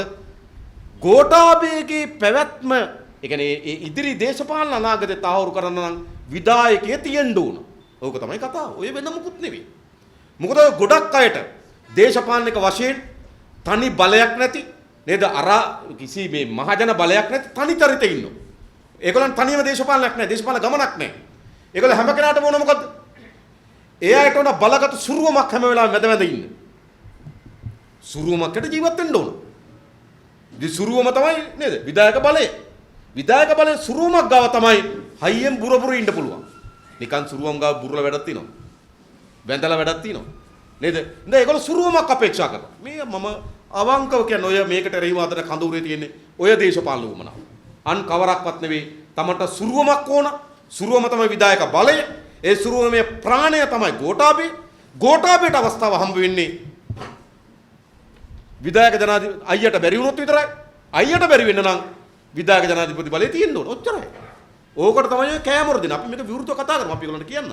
ඔයගොල්ලෝ ඕක කියන්නේ කියලා නේ. අපි ඊයේ කිව්වා මේක. හරිද? එහෙනම් අපි කියන්නේ මොකද්ද? ඒ නිසා ඒ වමනාව වෙනින් මොර දෙනවා එතන ඒකත් බලන්නට හරි. මහින්ද මහත්තයට බැරි හින්දා එනවා. නේද? රනිල් මහත්තයට බැරි හින්දා සපෝට් කරොත්, මෛත්‍රීපාල මහත්තයට බැරි හින්දා සපෝට් කරොත්, ගෝඨාභයට අවස්ථාවක් ගන්න විරුද්ධ වුණොත් ඉතින් ඒක දේශපාලන. අපි ඒකට නිකන් රණ්ඩු වෙලා වැඩකුත් නැහැ නේද? ඒගොල්ලන්ගේ දේශපාලන න්‍යාය පත්‍රයට ගැට ගැලා තියෙන්නේ විධායක ජනාධිපති ධුරේ තියාගත්තොත්. ඒගොල්ලෝ හිතන දේශපාලන ගමන් මොකට මාවත වැටලා තියෙන්නේ නේද? ඒ නිසා අපේ පැත්තෙන් අපි උත්සාහ කරන්නේ මේ ප්‍රජාතාන්ත්‍රික ප්‍රතිසංස්කරණ ශක්තිමත් කිරීමේ දිශාවට අපේ රටේ මේ ව්‍යවස්ථා ප්‍රතිසංස්කරණ ආයුතුව තිබෙනවා. ඒ සඳහා අපි ප්‍රයත්නයක් දරලා තිබෙනවා. අපි මේක මම නැවතත් කියන්නේ විවෘත සංවාදයකට ලෑස්ති. මේක මුළුමනින්ම අවසන් එක කියලා අපි පිළිගත යුතු නෑ. අපි පුළුවන් තරම් සමාජයේ ඇති වෙන සමාජයේ ඇතිවීමෙන් තිබෙන සාකච්ඡාවන් සමාජයේ මේ පිළිබඳව දක්වන උනන්දුව බලවේගයන්ගේ ස්වභාවය මේක සම්මත කර ගැනීම සඳහා ඒ බලවේගයන් එකතු කරගත්තු ආකාරය මේ සියල්ල සැලකිල්ලට භාජනය කළා තමයි මේ සංශෝධනය හදලා තිබෙන්නේ. හරිද? මේ සංශෝධනය නිකන් සම්මත කරන ගැනීමට කිසිසේත් මිඩ ප්‍රස්තාව නොතිය අපේම ඔළුවේ හදාගත්තු එකක් අපිට හදන්න තිබ්බා. නමුත් අපි එහෙම හැදුවේ නෑ. එහෙම හැදුවා නම් ඒක මේක නෙවෙයි. මේ හදලා තිබෙන්නේ මේ තියෙන බල ගැටුම ඇතුලේ ඒ බලවේගයන්ගේ ස්වභාවයන් තේරුම් අරගෙන ඒකට අනුරූපී වන පරිදි මේක සම්මත කර ගැනීමේ දිශාවට අවශ්‍ය වෙන ආකාරයෙන් තමයි මේක සකස් කරන්නේ. ඒකත් අපි වෘත කියන්නේ. නිකන් නේද? නැත්නම් අපේ මේකක් දානවා නම් ඒක නෙවෙයි. හැබැයි අපි හැදුවට මේක සම්මත කර ගැනීම සඳහා අනිත් බලවේගයන්ගේ තියෙන ස්වභාවයන් නේද? ගොඩනැගිලා තියෙන ආකාරයන් පිළිබඳව අපි සැලකිල්ලක් කරලා තිබෙනවා. ඉතින් අපි උත්සාහයක් දරමින් තිබෙනවා මේක සම්මත කරගන්න. අපි හිතනවා අපේ රටේ මෑත කාලේ ආණ්ඩු ව්‍යවස්ථාවට ගෙනෙන ටිකක් බලගතු ප්‍රජාතාන්ත්‍රික ප්‍රතිසංස්කරණයක් තවත් වැදගත් කරුණක් මම මතක් කරනවා කෙටියෙන්. මෙවැනි ප්‍රතිසංස්කරණයක් නැතුව ඉස්සරහට යන්න බෑ. මොකද 19 අන්තර්කාලීන යෝජනාවලිය 19 කියන්නේ. 19 දිගු එකක් නෙවෙයි. ඒක 19 තියෙන ව්‍යවස්ථාවක් එක්ක දිගටම යන්න බෑ. ගැටුම්කාරී තත්ත්ව විශාල ප්‍රමාණයක් ඇති. ඒ නිසා මේක 19න් ඇති වී තිබෙන යම් විකෘති ස්වභාවයෙන් ඉතා ඉක්මනින්ම සමනය විය යුතු තිබෙනවා. 19 ආණ්ඩුක්‍රම ව්‍යවස්ථාවේ අර බලගැටීමේ වමනාවත් එක්ක ඒකේ යම් බාධාවන් ප්‍රජාතාන්ත්‍රික ලක්ෂණ වලින් යම් ප්‍රමාණයකට මේ ගැටුම්කාරී තත්ත්වයක් නිර්මාණය කරලා තිබෙනවා. ඒකත් වෙනස් කරගන්න ඕන ඉස්සරහට යන්න. ඒ නිසා කවුරු මොන ව්‍යවස්ථාව හැදුනත් මම හිතන්නේ මේ තිබෙන ව්‍යවස්ථාවේ 19න් ඇති වී තිබෙන තත්ත්වයන් වෙනස් වෙන්නත් ඕන. ඒකත් මේ ව්‍යවස්ථා සංශෝධනයට අපි අතුලත් කරලා තිබෙනවා. ඒ නිසා අපි හැමදෙනාම උත්සාහයක් දරමු මේක සම්මත කර ගැනීම සඳහා පක්ෂයකට අපේ පැත්තෙන් මේ සඳහා දායකත්වයේ මැදිහත් වීම ඉස්සරහට ගෙන යාම සඳහා උපරිමසේ මැදිහත් වෙන සූදානම් බව ඔබට ප්‍රකාශයට පත් කරමින් හැමදිනාටම ස්තුතිවන්ත වෙමි. අවසන් කරනවා. බොහොම ස්තුතියි.